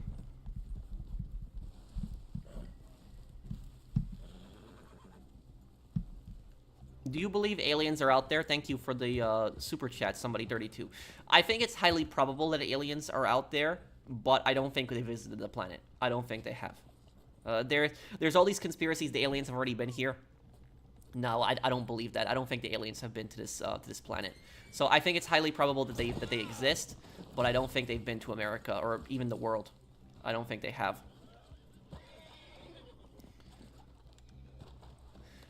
I will tell you this. There are these conspiracy theories out there, right? That the government is, like, hiding aliens in Area 51. Like, you know, we captured aliens and we're holding them in Area 51. But you want me to disprove that conspiracy theory right now for you? How I know that's BS? Is that, think about it this way. If the government had kidnapped aliens and was holding them in Area 51, right? If aliens were smart enough to come here, they had technology, they had ships to come here, that means they have also means to invade this planet. If we kidnapped a bunch of their people and held them in a top-secret military base and did not let them go, do you not think that the aliens would send more ships to invade us and kill us for that? So literally, just think about that. That is basically it. That's what people never talk about. They say, oh, you know, the government's hiding aliens in Area 51. Well, if they were hiding aliens, don't you think the aliens would have invaded us to try to free their people? Like, that's basically what I'll say about it, is that it's BS when you really think about it. So yeah, aliens probably exist, but they're not in, they haven't visited this planet.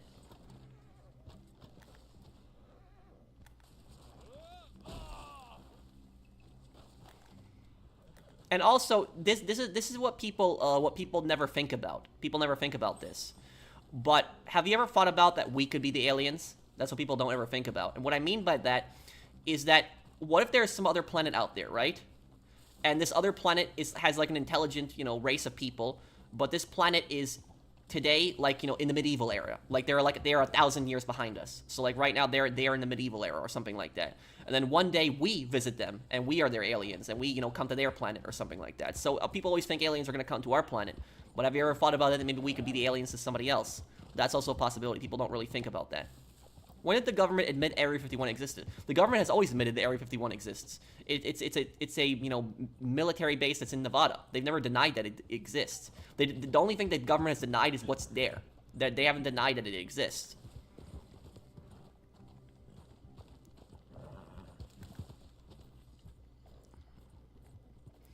But also, I will tell you guys something. I will tell you guys something else here. In the future, our ancestors in the future, our descendants, I should say, not ancestors, our descendants in the future from now, like, you know, hundreds of years from now in the future, our descendants are probably going to be aliens to Earth. And what I mean by that is think about what happened with the American Revolution. Think about that. Just think about that. I'm telling you, that exact same thing is going to happen in the future. History has shown us that exact same thing is going to happen. If we colonize other planets, let's say that we colonize Mars, right, one day, and we decide to, we make it where people can breathe on the planet. They can grow crops. They have clean water. They have everything they need. And they don't need to rely on Earth. People are going to say, people on Mars growing up, that are born there, are going to feel more loyalty towards Mars. They're not going to feel loyalty towards Earth. They're going to feel more loyalty towards the planet they were born on, because they were born there. They never stepped foot on Earth. And they're going to say, why do we need Earth? Why should we take orders from Earth? We're our own planet. We can do our own thing. And they will rebel. And they will basically break away from Earth, and they will form their own planet country. That will happen. People don't ever think about that. They don't ever think about the fact that when humans go to another planet, that there might be a war. And what's going to happen is the planet might break away and basically form its own country, just like the American Revolution. That's one of the things that happened during the American Revolution. Is people said, why should we take orders from a king that is thousands of miles away? People were born in America and they felt loyal to their state. They felt loyal to this land. They didn't feel loyal to Britain, and that is basically what happened. That's why the majority of the colonists in the 13 colonies felt loyalty towards America, not loyalty towards Britain during the Revolutionary War, because Britain was so far away. They grew up here. They never really knew the king, and they said, why should we take orders from this guy when we could just take orders from our own people here? That's basically that. Find this guy here. Oh, there he is. I found him finally. Hey, you got to go right now. But, a perfect example of that is Red Faction. If anybody's ever played the Red Faction games, Red Faction is a perfect example of something that could happen in the future. It's actually a pretty believable story. Something like that could actually happen one day. Hell out of here.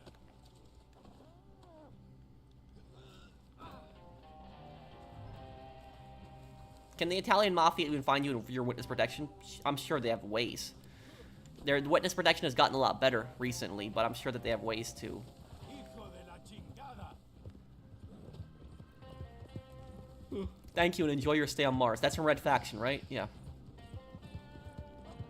They added a new cop LSPD outfit in GTA? Oh, I didn't hear about that. Well, what's it like? What kind of outfit is it? What's my opinion on Vladimir Lenin? Bad person. Lenin was a bad person. He created the Cheka, which killed, thousands of people. But Lenin was not as ruthless as Stalin. Lenin at least gave peasants some land, where Stalin did not give peasants any kind of land. Stalin actually took away all the land. Stalin did forced collectivization, which is what caused famine in Ukraine.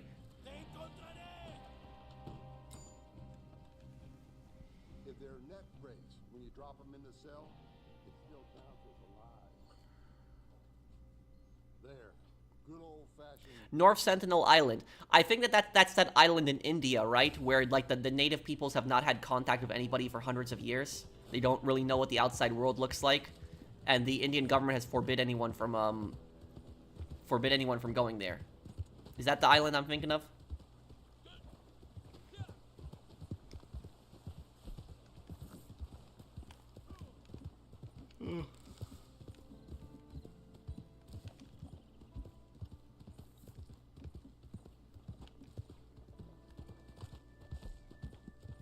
Let's do Railway Baron. I haven't done this one in some time. We could do this.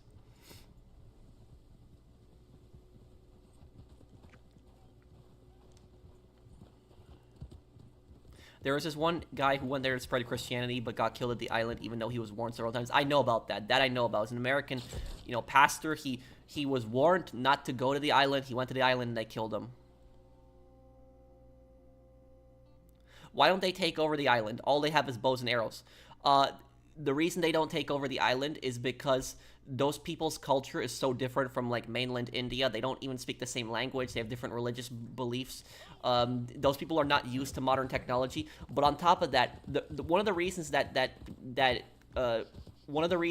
Indian government does not let people go to that island is because that island has not had contact with the outside world for hundreds of years. And because of that, there's a general fear that if somebody went to the island and spread, like, a disease, like the common cold, it could even kill them. It could wipe them out. And, like, just think about what happened to, like, the indigenous people in South America, for example. The Spanish brought over diseases, like even the common cold, diseases from Europe that were never in the Americas. They didn't exist in the Americas. And because the Europeans had been, they had been used to these diseases for hundreds of years, so their bodies were more resistant to it. But when the Spanish came in contact with these natives who had never like experienced some of these diseases, like the common cold even, it would wipe out entire peoples. Like entire tribes could be wiped out by that, just killed off by that. So that's basically what could happen, is that you could come in contact with one of these people from this island, and you could, there might be some germs on you that you're not even sick from it, but because they never came in contact with those germs, they could basically kill all of them. That is that's a general, that's why the Indian government doesn't let anybody go there.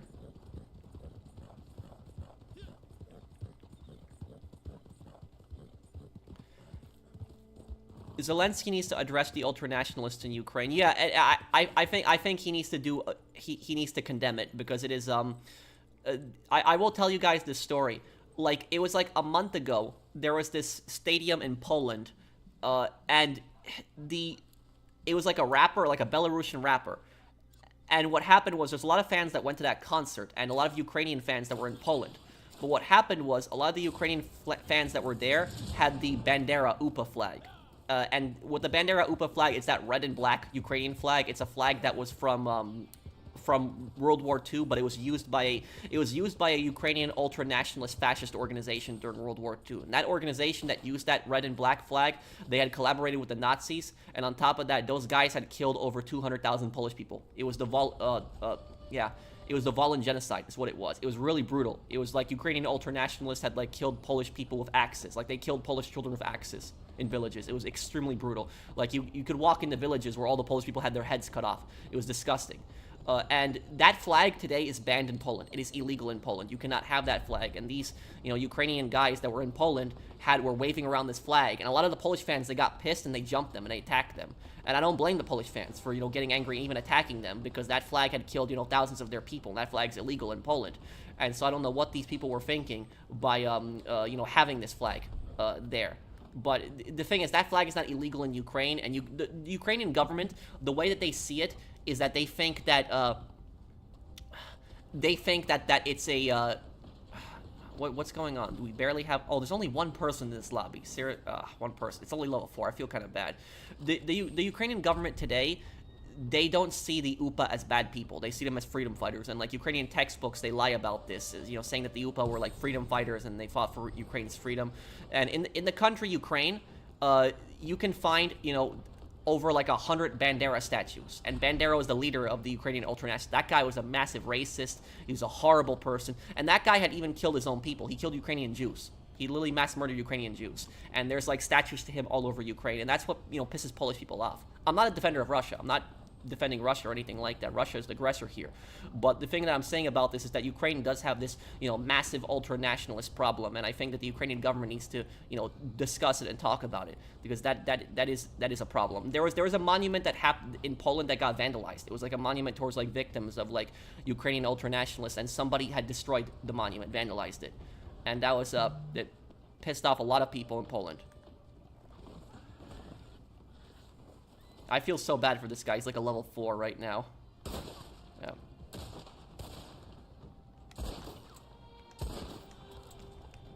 I got him on free aim.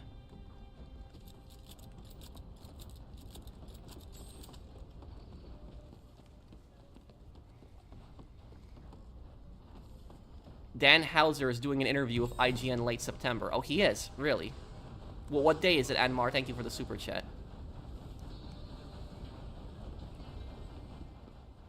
Don't use explosive rounds. I didn't even know I had explosive rounds loaded.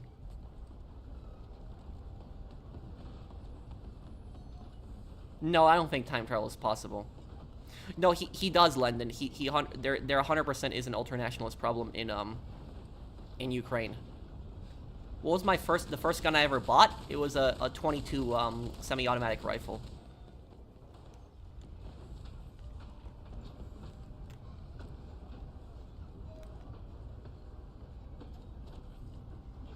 Do I know the history of Eritrea? It's the North Korea of Africa. Yes, it used to be part of Ethiopia. It's north of Ethiopia. And about Eritrea is it's a brutal dictatorship, and it's been controlled by it's been controlled by the same dictator for like 40 or 50 years. My God, yeah.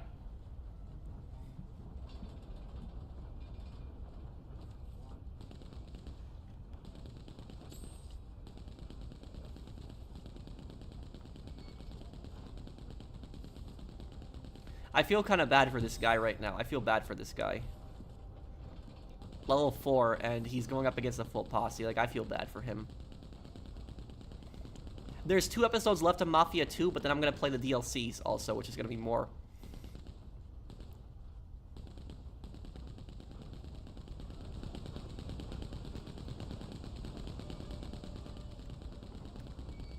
Well, April, the thing is Zelensky does need to deal with those ultranationalists. He needs to get those people out of the government, because it makes it very difficult for, like, Poland and Polish people to want to help Ukraine when they have these people in the government that are defending people who had committed genocide against Poles. So it is very important for Ukraine to get rid of those people out of the government. Feel bad for him. This is unfair, honestly. I do feel bad for the guy. Level 4, and he has, like, no chance against us.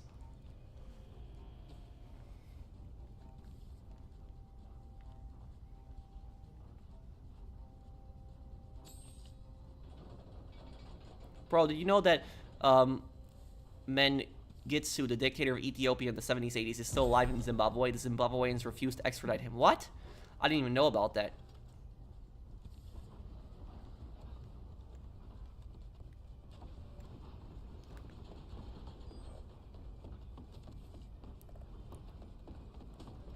Zimbabwe was a pretty brutal dictatorship under Robert Mugabe.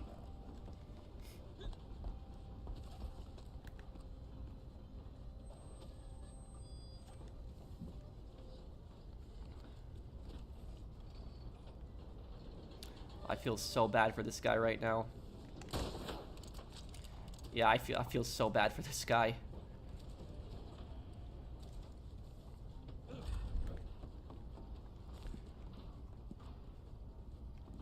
Send the guy a friend request. Maybe I'll help him out on Red Dead later. I'll add him later then. Let me screenshot his name, because I'm gonna have to make room for it.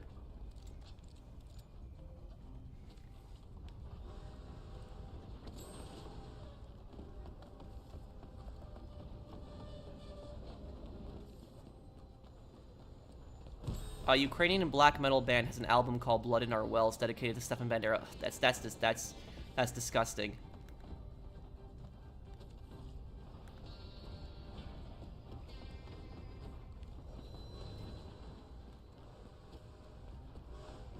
We really don't have a choice, Lucio. There's nothing I can do. I mean, I can get off the train and let him score a little bit. I can do that. I mean, I don't know if my team is gonna want that too, but I can let him get on the train and score, get a little bit of a score, but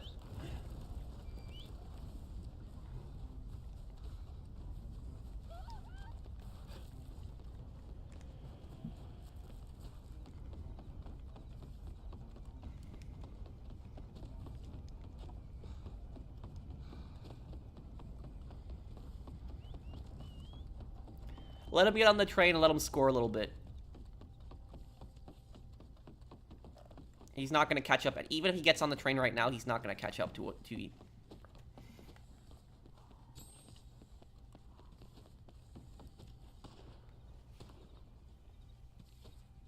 Out of the 3 North Korean dictators, who was the worst? Kim Jong-il.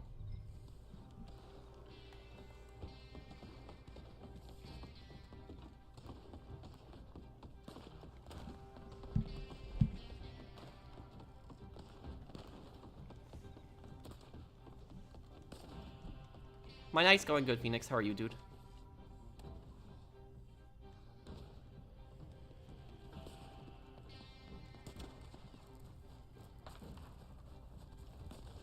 You think communism ruined Ethiopia? Of course, it ruined every country. My favorite character in The Sopranos, either Johnny Sack or Patsy. Was Jackie a scumbag for leaving Dino behind? He was a scumbag, but he wasn't thinking clearly.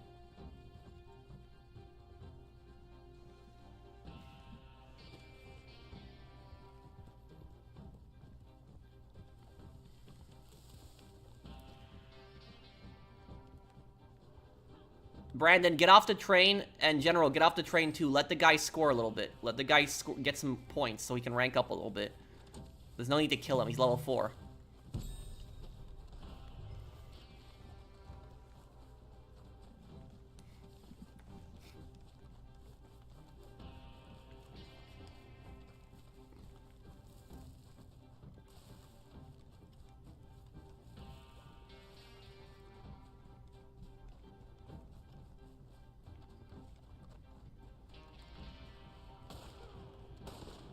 What are your General, no. What are your thoughts on pedophilia crimes? Death penalty or life in prison? I think if somebody does something like that, they should never get out of prison.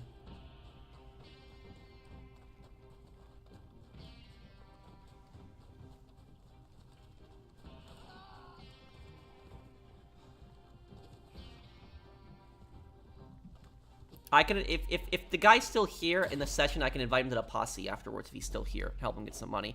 I feel bad for the guy. The level 4 that he can't even defend, he has no chance against us. It's not fair. Hey, at least I'm not toxic like the sweats. Imagine if this was like a posse full of sweats, like they would just be killing that level 4 constantly.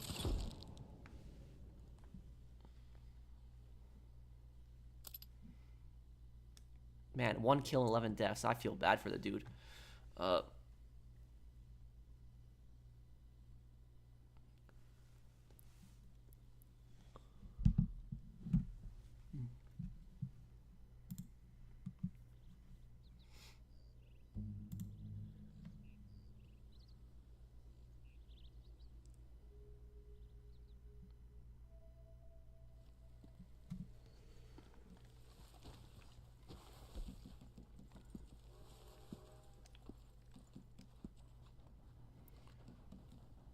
Oh, he's not here, is he?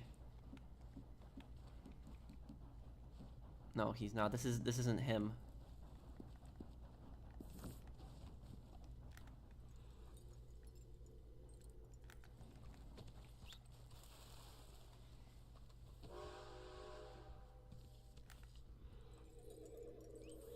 Oh, what do we got here? Look at this.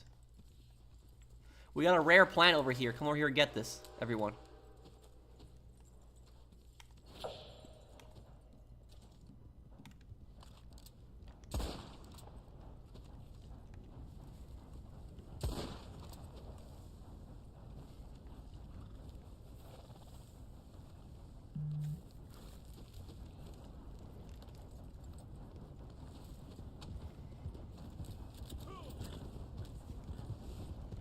What do I think about Karl Marx?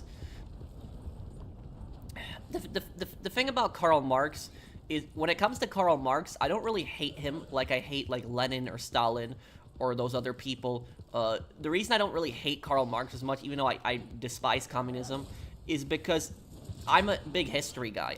I read history a lot. And you have to also understand the time period that Karl Marx came from. I'm not defending communism. What I'm saying is, like, when he was, growing up, it was in the Industrial Revolution, and it was, like, really bad. People working, like, 12-hour shifts, 6 days a week. They didn't have breaks. They were basically, working themselves to an early grave.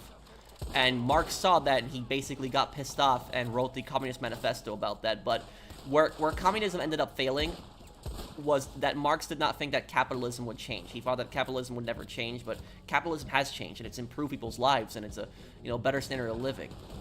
But, yeah.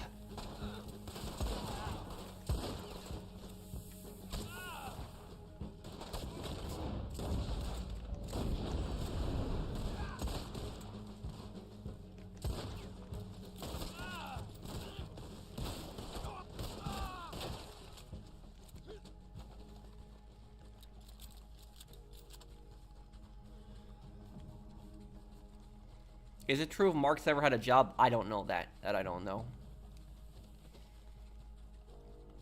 What's your question, Zach?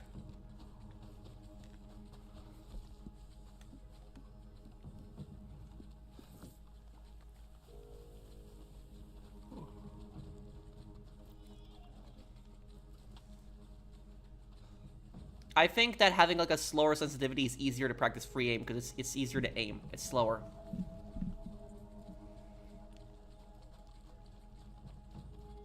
Tony Soprano had a body double go to the restaurant while Tony left New Jersey and lived under the name of James Gandolfini in Sesame Street. What? That's...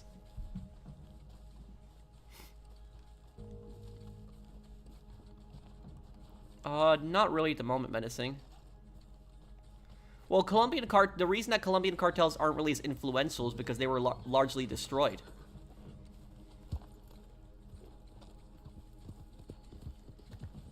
What game is it that, out of your genre that you want to try? I don't know. I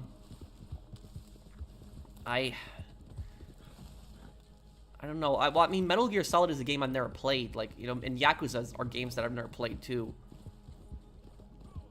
Have I seen the 2001 movie The Last Castle? Isn't that the movie where, like, James Gandolfini plays as, like, this evil, sadistic, like, prison warden?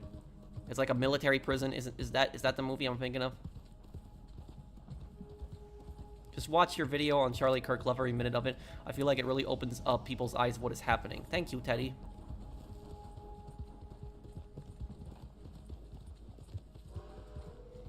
Yeah, this is glitched here.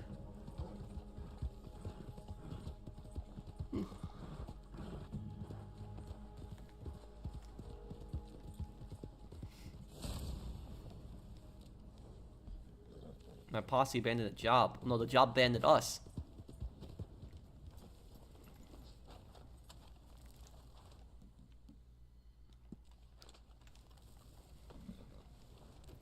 When I asked that video Charlie Kirk getting murdered, I was like, why? What was the shooter's motive for killing Charlie Kirk in cold blood? Shooter's motive? He didn't like what Charlie Kirk was saying. It just comes down to that. Is the shooter could not handle, you know, somebody else's, you know, opinion, somebody else's free speech, and did something like that. It's horrible. And that's what's just so horrific about this case, that it was somebody that was killed literally for their political viewpoints. This is not supposed to happen in a country like America. People are in this country, free speech is valued.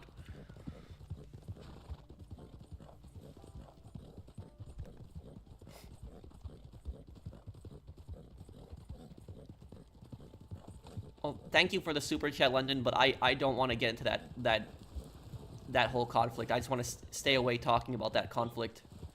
Everybody has this, yeah. Thank you for the super chat, but I just don't want to talk about that. Like I said, I don't support getting involved in that conflict, and I don't support sending money to any country.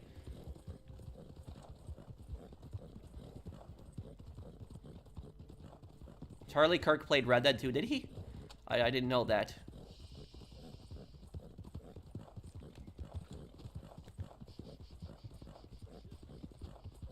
Yeah, that's it, Adrian, is that if you want to prove somebody wrong, you have an open debate with them, and you make the person look dumb. You don't go and kill them. And that's the problem here. And I don't know why some people are celebrating this. I think it's horrible. I'm about to eat some fish. What should I season it with? Whenever I just season food, I just season it with salt and pepper. That's all I do, basically. I'm not an expert cook on that. Embassy mission tomorrow for 2019. Yeah, it was great.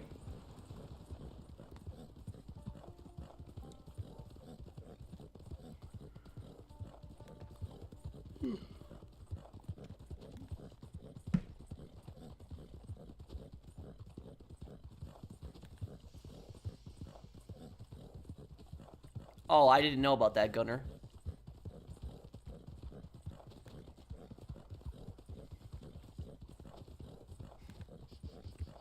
Was Kane's voice actor really the guy who played as Eric in Mafia 2?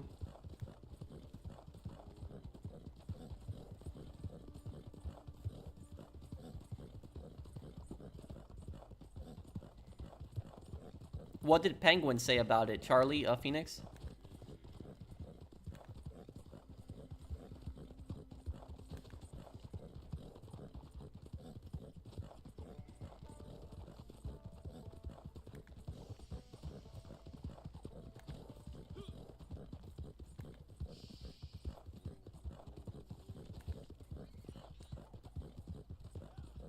I'll watch it tonight, Zach. Tonight I'll watch it.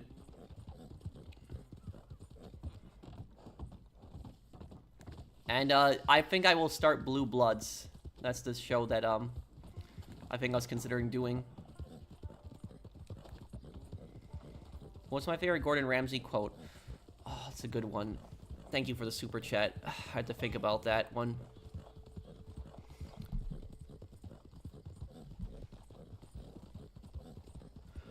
Okay. My favorite Gordon Ramsay quote. I know what my favorite Gordon Ramsay quote is. This quote comes from a very famous episode. If anybody watches Gordon Ramsay, you will know where this quote comes from. This is what Gordon Ramsay says. My favorite quote that he said. He says, "You have the right to run the business however you want. I have the right to get the hell out of here." That is basically my favorite quote. Anybody know what that one's from?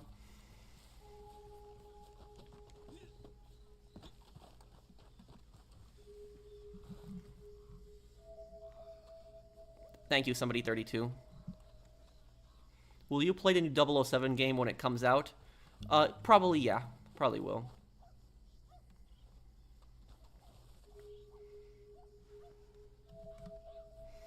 I probably would give it a chance. If it's anything like Hitman, yeah. Do you know the next Mafia game is a Mafia 2 prequel? We don't know that yet, though. Cameron, some people are speculating it. You know, Enzo's son, but I don't know. I guess yeah, probably will be a prequel. It probably will be the prequel. Are you out of your mind? People should never be hated for their people should never be hated for their race and their ethnicity. Sky. Anyone, I never understood. I never understood racism personally. Just the idea of just disliking somebody just because of their skin color. Every single person on this planet bleeds red.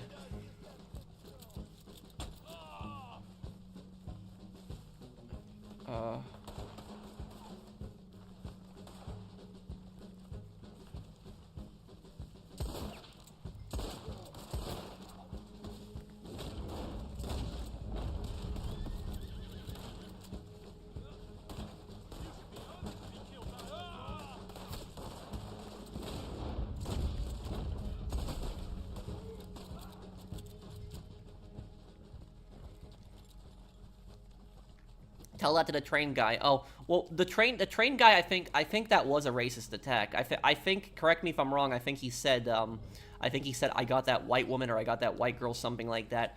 That was a that you could definitely make the argument that was a racist attack. But what was it? When that Gordon Ramsay quote that I said, "You have the right to run the business however you want. I have the right to get the hell out of here." He says that to Amy's Baking Company when he walks out. He says, "You have the right to run the business however you want. I have the right to get the hell out of here."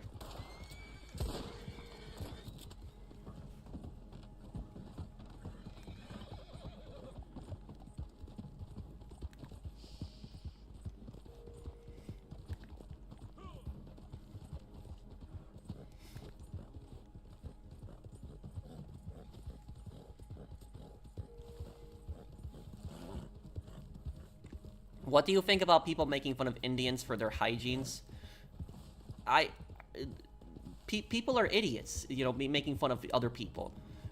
You know, and the thing is, I hear people, you know, people say stuff like, you know, people make fun of India and they'll say that India is like a dirty country. But I'm from New York City. I'm from New York City. New York City is a dirty city. I'll tell you, dirty city. There's so much garbage, so much stuff out there. I guarantee you, I can find cities in India that are cleaner than New York. So, like, you know, when I hear people say that stuff like that, oh, India's a dirty country. I grew up in New York City. You know, I've seen a dirty city growing up. So I bet you there's cities I can find in India that are cleaner than New York. So I don't know why people say stuff like this. Would I visit India? Yeah, sure. Why not? I would visit any country. If I was to visit India, you know where I would like to visit? I would like to visit the northern part of India, the mountains, because I really like the mountains and I like the cold. So like the Kashmir area is probably where I'd like to visit, but I'd be scared at the same time too. The reason I'd be scared is because of just the terrorists. There's a lot of terrorist activity up there, but I would love to see the mountains.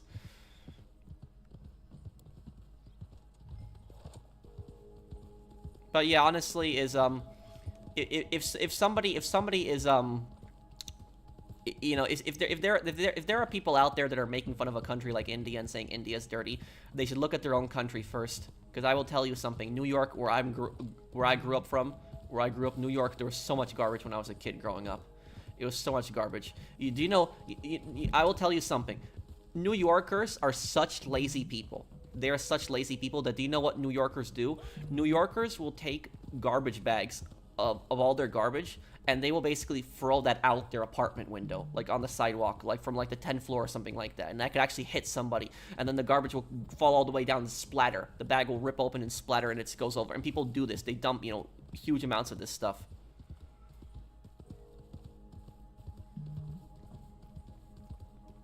I would never swim in the Hudson. You'd probably get a parasite swimming in the Hudson.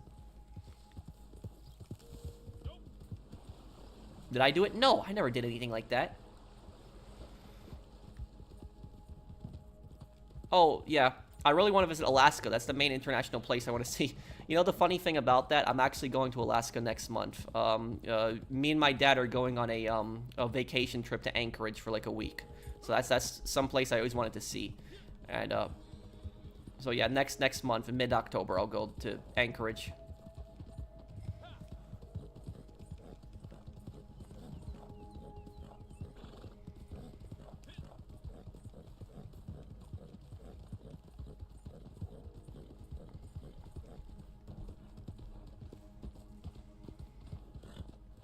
Well, Phil was just basically out of the mafia. He was just escaping. That was what it was, Michael, at that point.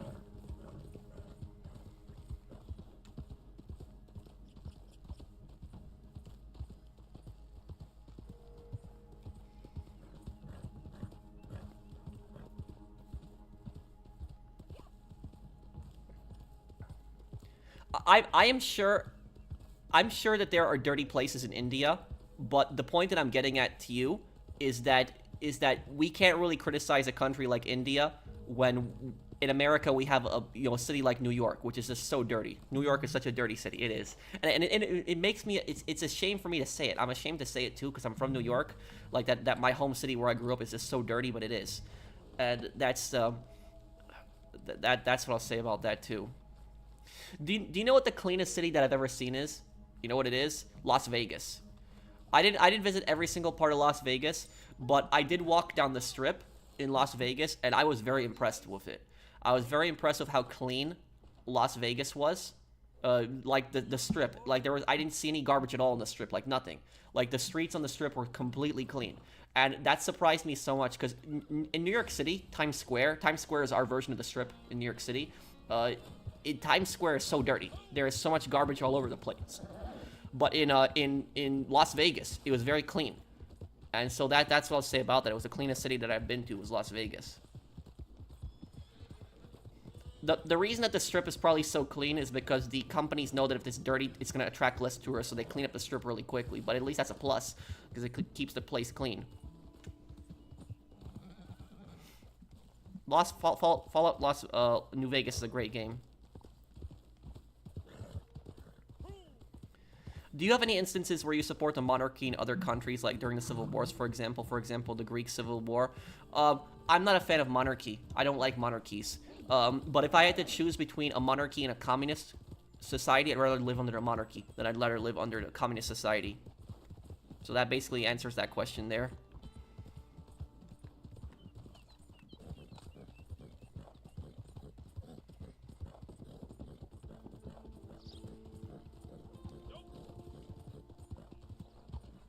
What about socialism? Well, you have a socialist country. It's Venezuela, and it's a disaster. Pat, my favorite Gordon Ramsay quote is "Don't F with me." Oh, he says that to Sammy. I remembered that one yet. As a New Yorker, the professional is 100% right. Well, thank you, dude. Do I think that current monarchs should be abolished then? Yes and no. I think that people should have the right to do whatever they want in their own country. So if people in another country have a monarchy, they should decide on their own if they want to abolish it. If they, vote and majority of people say they want to keep it, then I guess keep it. If they, vote and they say that they want to, it's gone, it should be gone.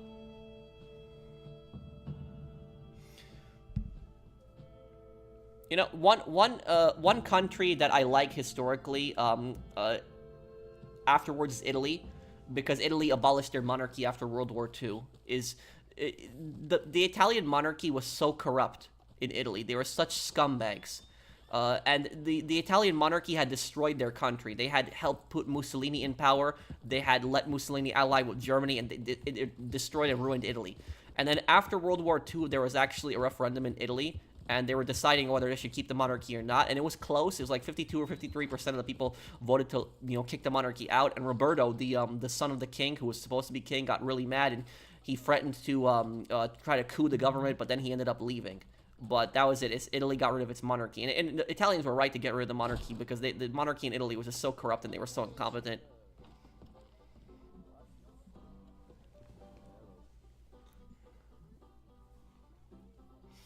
Okay. Let's play some poker here. Hey there, cowboy. Well, I ain't get that wrong. All right. Well, I know it.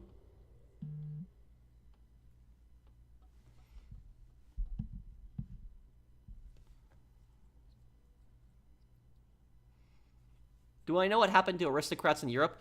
Their bloodlines just became less relevant over time. There's still aristocrats that exist, technically. People who can trace their family to aristocrats, but their bloodline over time, it just, What are the Bonapartist monarchy, Pro? They were pretty good, no? The Bonapartists were weird. They were probably the weirdest monarchy. The reason that you're talking about France, the reason they were weird is because they were a monarchy that supported Republican values, like, like Republic values, like it was weird. They were like a monarchy that didn't like monarchy, so it was like weird. But it comes mostly from Napoleon's view, because Napoleon himself was emperor of France, but he hated monarchies. He hated aristocrats. So that was it. Like I said, the Bonapartists are just weird. Is it true that the U.S. supported the Chinese invasion of North Vietnam, or were they mostly neutral in the conflict? It's kind of like half true. The U.S. did not tell China to invade North Vietnam, and the U.S. didn't necessarily support it. The way that the U.S. looked at it is they looked at it is, oh great, two of our biggest enemies are going to kill each other. That's the way the U.S. looked at it. So when North Vietnam and China was fighting, the way the U.S. looked at it is they looked at it, oh, two of our enemies are fighting each other. Let them just deal with each other and fight each other as long as possible. That's basically what it was. Just let them hurt each other as much as possible. That was the American perspective. So the U.S. wasn't really helping China. It was more about that the U.S. was basically like sitting back and basically saying, oh yeah, we hope that they hurt each other badly both. I'll tell you guys a crazy story. In the 1960s, and a lot of people don't know about this. In the 1960s, there was a war between the Soviet Union and China. People don't know that. The two largest communist countries in the world had a war. It only lasted for like a couple weeks, but they did have a war. There was this one specific territory that China and the Soviet Union were arguing over. I forget the name of the piece of the land, but basically what happened was the Chinese had attacked the Soviets, and the Soviets got so angry about that. And what happened was the Soviets actually called the U.S. because they had like a hotline that they could talk to the U.S. in emergencies. And the Soviets basically said to the U.S., this is what they said. They said, if we decide to nuke China, you better not get involved. That's what the Soviets said to the U.S. They said, if we decide to fire nukes at China, you better not get involved. And when the U.S. heard that, the U.S. was like excited, because the U.S. was basically like thinking like, two of our greatest enemies, China and the Soviet Union, are about to blow each other up. That was basically it. It was like that was America's perspective really on that, when China and the Soviet Union were at war, that like, oh, they're gonna both blow each other up. But how that war ended is, I think that the Soviets agreed to give the Chinese that land. I think that's how that war ended, but I have to look that up again.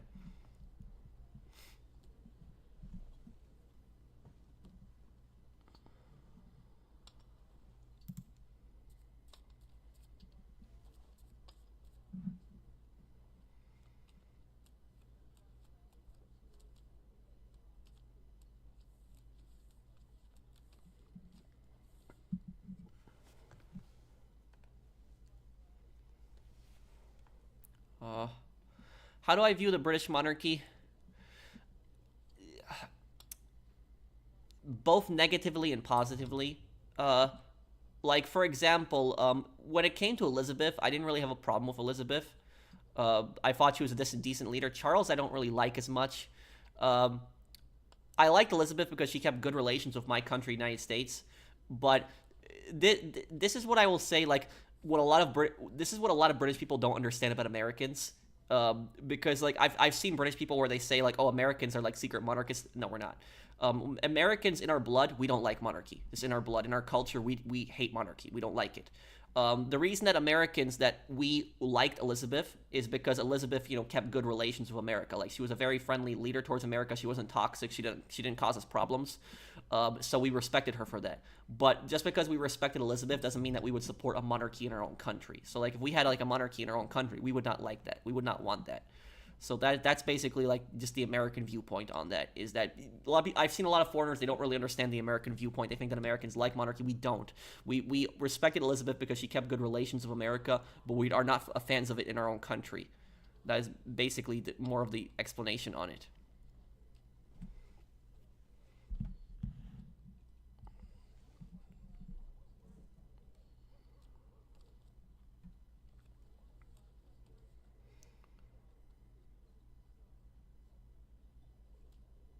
Is it bad that I'm a monarchist? I think monarchy brings order and gives a uniting figure to rally behind in crisis. Not to mention they can oversee government to avoid party corruption. You can have any kind of political views that you want. What I don't think monarchy works as a system, because monarchy is basically just whoever's next in line. That's all it is. It is this. You could have a really good king. Here's the thing with monarchy.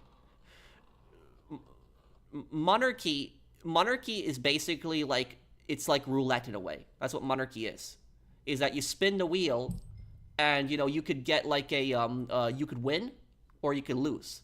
So like there are times that you can have a monarch that might be good for the country, like might care about the country, care about the people, but then his son takes over when he dies, and his son is like an incompetent buffoon who just ruins the country. So that's basically what I'll say about that.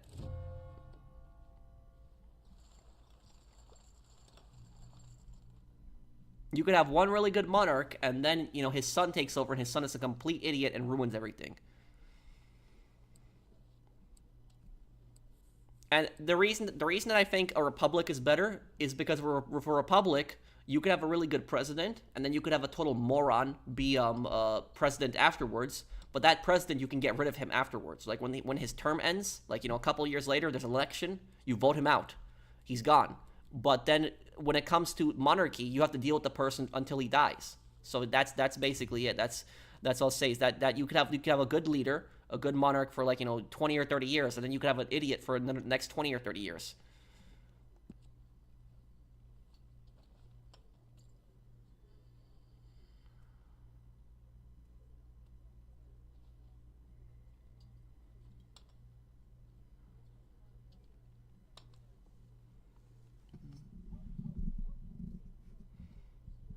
Well, Supreme Court judges are different because Supreme Court judges are appointed by the president. Their term is life, but they're appointed by the president. So whoever you vote for is who that president is gonna. So if you know the person you're voting for, you know the type of people they're gonna appoint.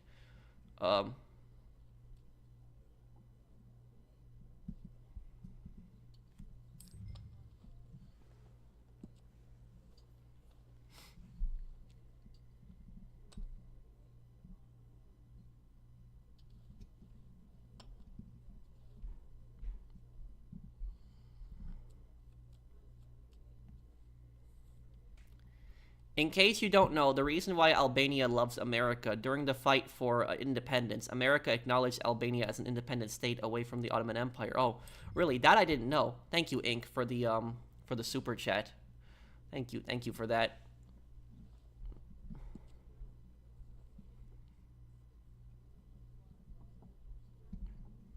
I don't know about Albania more than that, but I do know that in Bosnia, the neighboring country of Bosnia, I know that Bosnians are generally very friendly towards Americans. They like Americans, and that was because of America's intervention in the Bosnian War. I know that. Like there's a lot of Bosnian people that like say, for example, if America hadn't intervened, they might be dead today.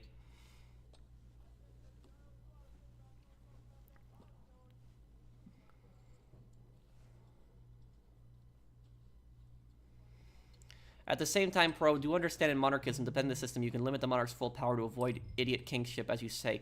Talking about absolute monarch, that's the risk. Sure, I guess, but at the end of the day, you know, you can't really vote them out. And the thing is, I've never liked this idea of, like, I never liked this idea of someone just, you know, getting power or born into a specific bloodline just because their bloodline getting tax money.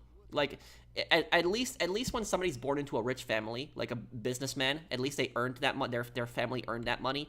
But like with a monarch, it was just, you know, getting off of taxpayer money and being born into this family, being born into a life of wealth and privilege, and you're funded by the taxpayer. That's one of the reasons I didn't necessarily like monarchy.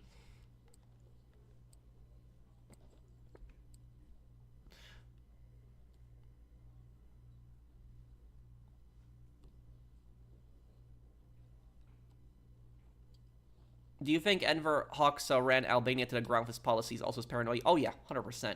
You know, that guy was crazy. That guy built so many bunkers around Albania. Like he built like hundreds of bunkers around Albania, convinced that the Americans were going to invade. That was it. And the U.S. didn't even really care about communist Albania. Like their main priority was the Soviet Union.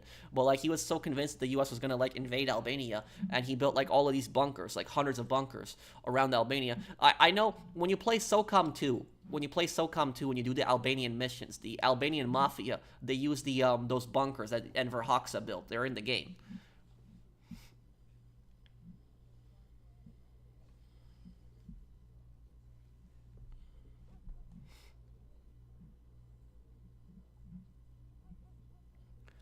I don't know much about that, Zach. I just know it's an absolute monarchy.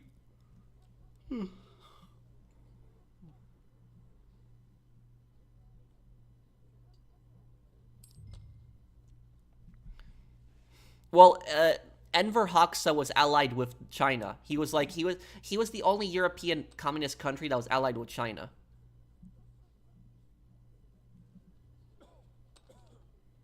No, what is that, London? The Bellamy salute? What is that?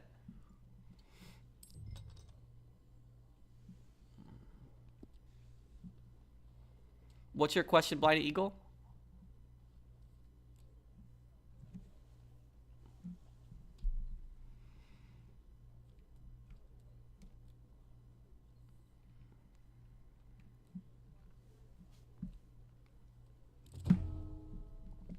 Do I think Queen Victoria is an evil queen? She had the greatest colonial extent under her rule. She also when Queen Victoria was ruling, there was little children in her country that were working in coal mines and also cleaning out chimneys, and she didn't really do anything to stop it. I know that when she got older, she put in more reforms to like stop these kids from dying in like factories and stuff like that. But for the most part, she didn't really do much.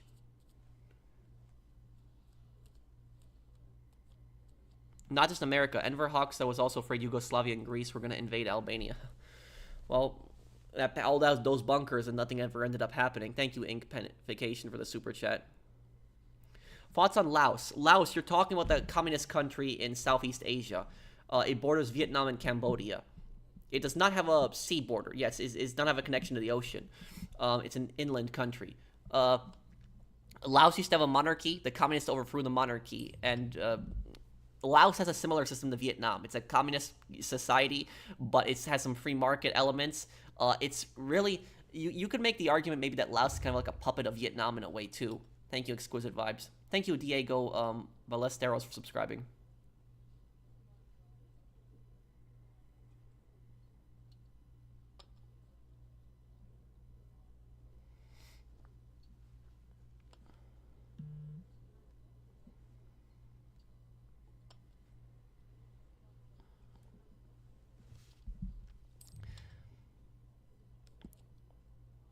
I missed your comment. What's your comment, D? Blinded Eagle, did you post your thing?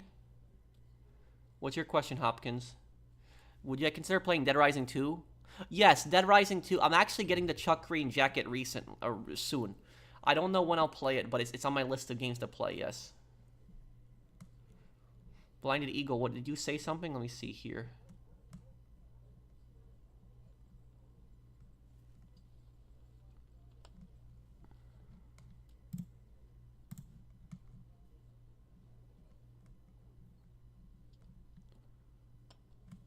Blinded Eagle, I don't see your comment. Can you ask me it again?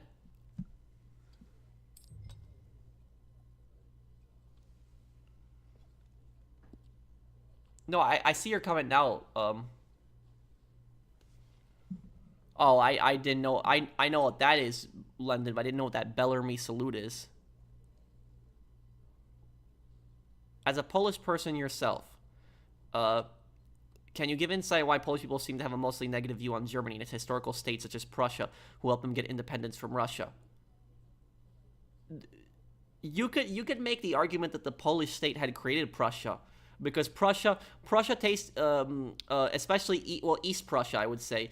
East Prussia, like for example, traces its roots back to like the Teutonic Knights, and that was when the Polish king had given them basically land in order to help them like convert the local Polish population that were pagans to Catholicism. But the Teutonic Knights ended up massacring a lot of those people. And then the Teutonic Knights, what they kept doing is they kept just shifting the borders overnight into Poland, like a few meters more into Poland over and over, just pushing a few meters every day into Poland. And Poland got so pissed, they eventually attacked them.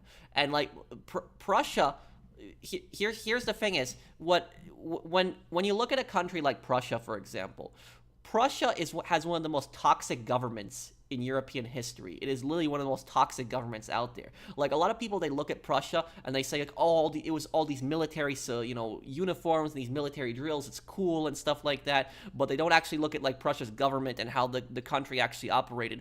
Literally, Prussia's government was useless. Prussia's government was run by the military. Like, its entire government was just all for show. That's what it was. The military ran the entire government. So the government that was in Prussia, it was all a show. It was the military that was running the government the entire time. And it was one of the most warmongering states. Like, they had one of the most elite armies in the world. They would constantly start wars with so many countries. And the thing is, Prussia was not even a big country, but it started wars with so many countries constantly. It attacked every single country around it. It started so many conflicts with other countries. And the Prussians, they had very elite soldiers. The average European soldier in the Napoleonic times could reload and fire a musket every 15 seconds. The average Prussian soldier could fire every 10 seconds. So that's what I'll say about the Prussians, is they had a very, elite force, and the Prussians did, have so many wars with other countries. The Prussia got wiped off the map in World War II because Prussia was part of Germany during World War II, and they invaded the Soviet Union, and that was their worst mistake. And then the Soviets got basically pissed, and they annexed East Prussia, and that was pretty much the end of Prussia. It was gone at that point.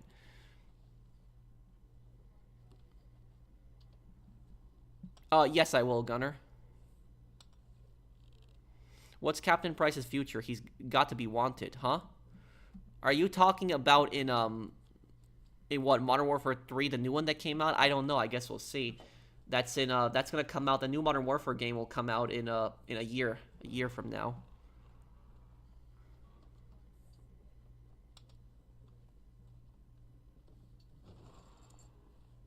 Apple announced a phone 5.5mm fin this week, but at what cost? That shit is gonna snap like a twig, and their market cap went down 1 million. Huh?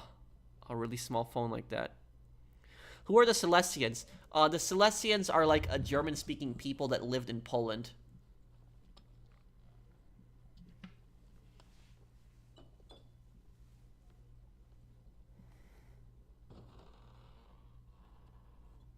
Can I explain the Xinjiang, China? Yes, Xinjiang, China, that is in Turkestan, but the Chinese call it Xinjiang.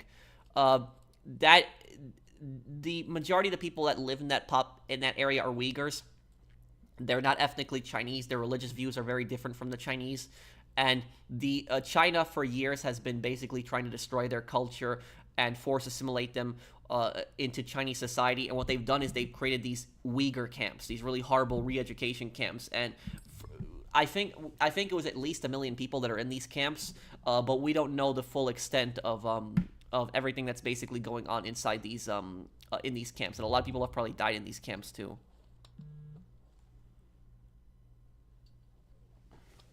Well, the only Call of Duty that I play these days is I play DMZ. DMZ I do like playing on Modern Warfare 2. I still come back to that and play that occasionally with my friends, because DMZ is fun to play with friends.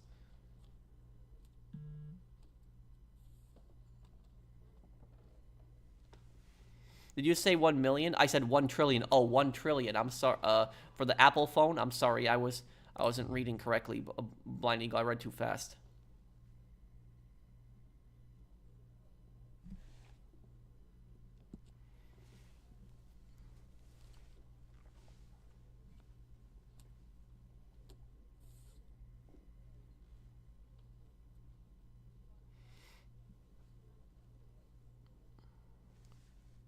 Well, are you playing talking about the Soviet-Afghan War and play Black Ops 2 Metal Gear Solid 5? Yes. How did the Ottoman Empire collapse?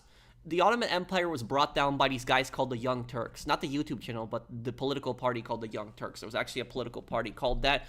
And about the Young Turks is the Young Turks, what they basically were is they were an ultra-nationalist group in the Ottoman Empire. And what their beliefs were is they believed that Turks were superior to every single other person in the Ottoman Empire. So they thought that Turks were superior to Greeks, they thought Turks were superior to Arabs, they thought Turks were superior to Armenians, and the Young Turks were also the people who did the Armenian genocide, killing, between 1 million to 2 million Armenians. And so one of the reasons the Ottoman Empire had survived for such a long time was because while they were oppressive, they didn't treat minorities as badly as the Young Turks did. And when the Young Turks came to power, they treated everybody badly. That's why the Arabs revolted. The Arabs revolted against the Young Turks during World War I. Like you see in Battlefield 1, the Arabs revolting against the Young Turks. The soldiers that you're fighting in Battlefield 1, they're from the Young Turks in Battlefield 1. And those guys they were treating the Arabs like crap. What the Young Turks did was they took away all the Arab tribal leaders and they replaced them with Turks. So all of their leaders were just replaced by foreigners from Turkey in Arab lands, and the Arabs got basically really pissed about that and rebelled against them. So the Young Turks had destroyed the Ottoman Empire. The Young Turks YouTube channel supports that. Well, about the YouTube channel, I think that like Cenk, who was from the Young Turks, had said that the Young Turks were like reformers and stuff like that, and they supported democracy and the Ottoman Empire and stuff like that. But no, Cenk has a very narrow view of the narrow-minded view of the Young Turks. The Young Turks were they were an ultra-nationalist group. They hated anybody who was not Turkish. They basically treated non-Turks like crap, and they murdered between 1 million to 2 million Armenians. They were the Young Turks were a disgusting political party. They destroyed the Ottoman Empire.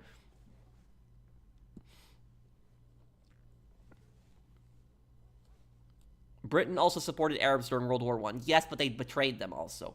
They betrayed them because they promised them that they'd have their own free country, but then after World War I, they just divided into colonies.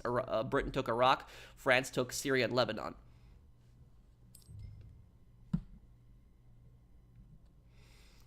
Why are communists considered acceptable and not fascists, despite communists killing way more than fascists? I consider both of them two sides of the same coin. A lot of communists are, extremely evil. They've done very horrible things. I think the main reason that it's not I think the main reason that communists are not condemned as much is because people think of World War II. I think that is the primary reason. The fascists had done such really horrible things during World War II, and I think people think primarily about World War II. That's it. There was communist countries that were not as brutal. Like, for example, like Yugoslavia. Yugoslavia was not a very brutal country like the Soviet Union. Like, there wasn't this, Yugoslavia didn't have this oppression, for example, that like the Soviet Union had. It was still better to live in a Western country, but like Yugoslavia, for example, was not as bad as like the Soviet Union. But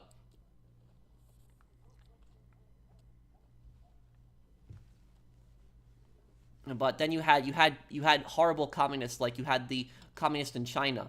Mao's communists that had, basically killed, like, communists in China had basically killed 60 million people. 60 million people. That is how many people the communists killed in China. So, and then the Stalinists in the Soviet Union, they killed, 20 to 30 million people. So some of these communist parties have done really horrific things. Like, they have, killed millions and millions of people, just really, really bad things. But the thing is, about Polish, Polish society, Polish people see the Soviets and the Nazis as basically, like, two sides of the same coin. That's how, like, Polish people see both of them. Is it true the president of Yugoslavia even told Stalin to F off and stop trying to kill him? Yes, but he wasn't necessarily the president, he was a dictator. That was Joseph Broz Tito.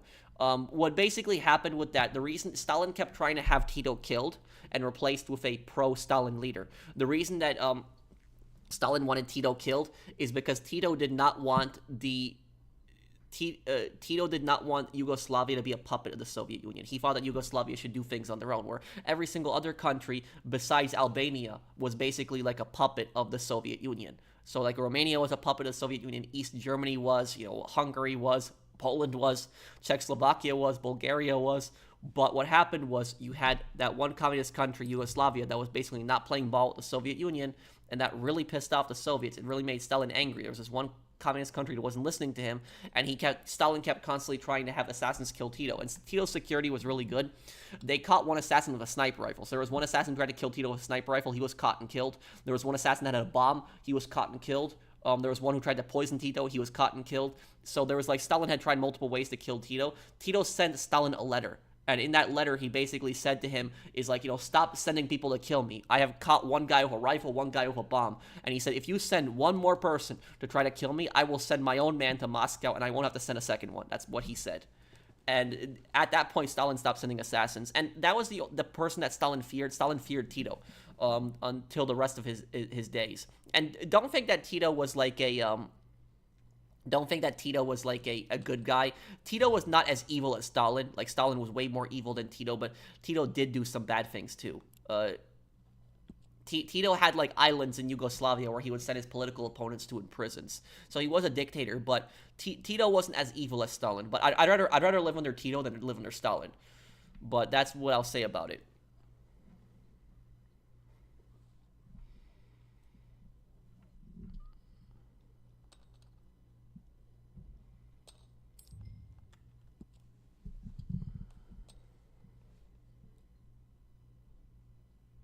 Well, Tito was a leader that you could reason with. He was.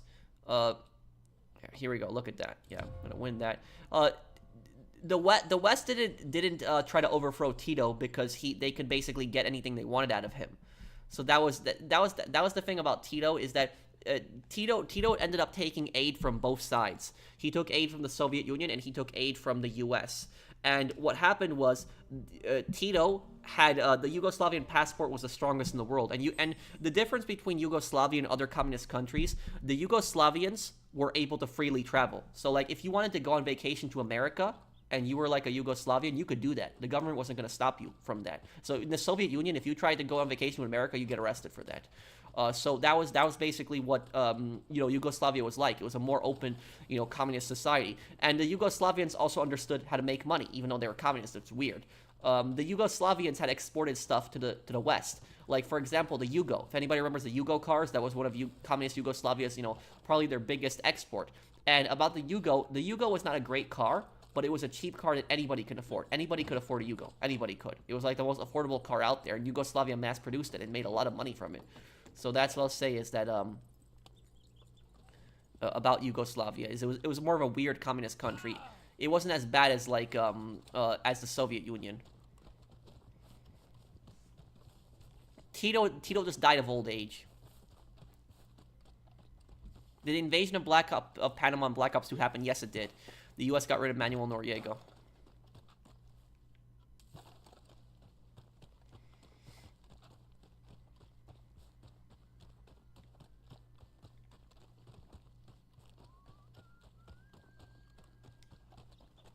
I know a few people in Serbia that have or had Yugos at one point or another time. I always miss the manual cranking windows.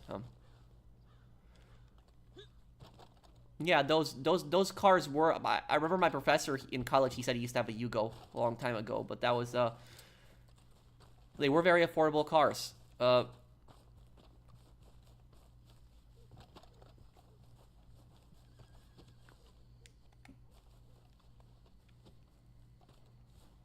What was the Ottoman Empire's biggest mistake? Letting the Young Turks take power.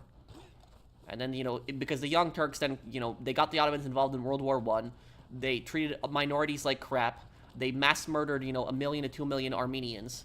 The Young Turks are the worst thing that happened to the Ottoman Empire. They literally brought down that entire empire. Bunch of genocidal maniacs. It was all primarily imperialism, Andrew.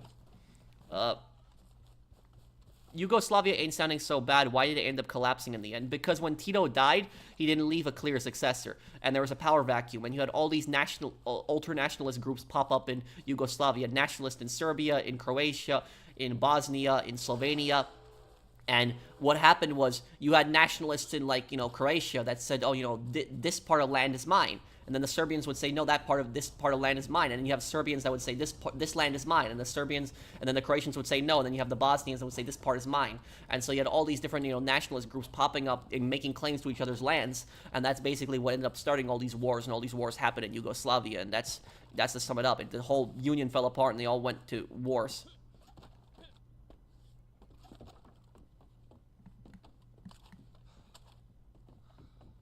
I have heard about this shite for Robert. I hope the guy gets a death penalty. They caught him, yeah.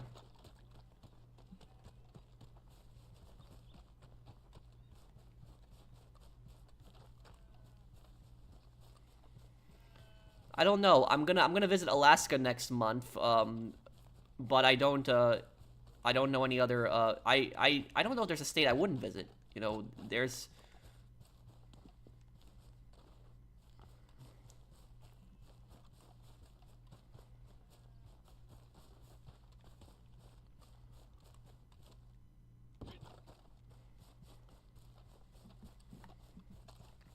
But I guess I'll be going here, guys. I haven't had dinner yet, so I'm kind of hungry.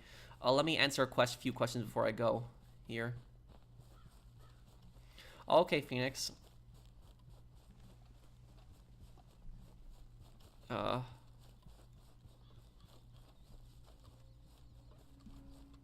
I still do the World at War veteran stream? Yeah, I could try to figure something out like that, yeah. If it's okay with you, I could maybe I could do it,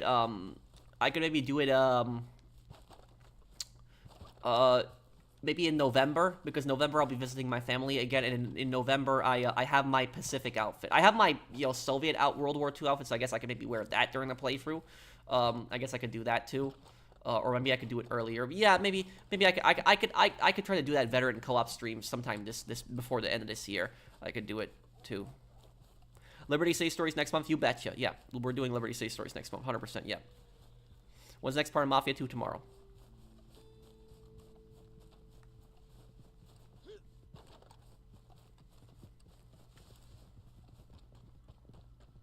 Thanks for streaming today. I appreciate your hard work on your videos. Thank you, Matthew. What will I have for dinner? Probably some sausage.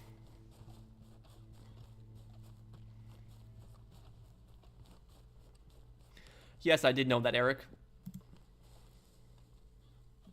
Okay, guys, I think I'll be going here, guys. Thank you, guys, for hanging out. Next part of Metal Gear Solid 3, early tomorrow. I know I'd have it up today, but I had a little bit of a headache earlier today, so I just wasn't able to record that. But tomorrow, I'll have it up.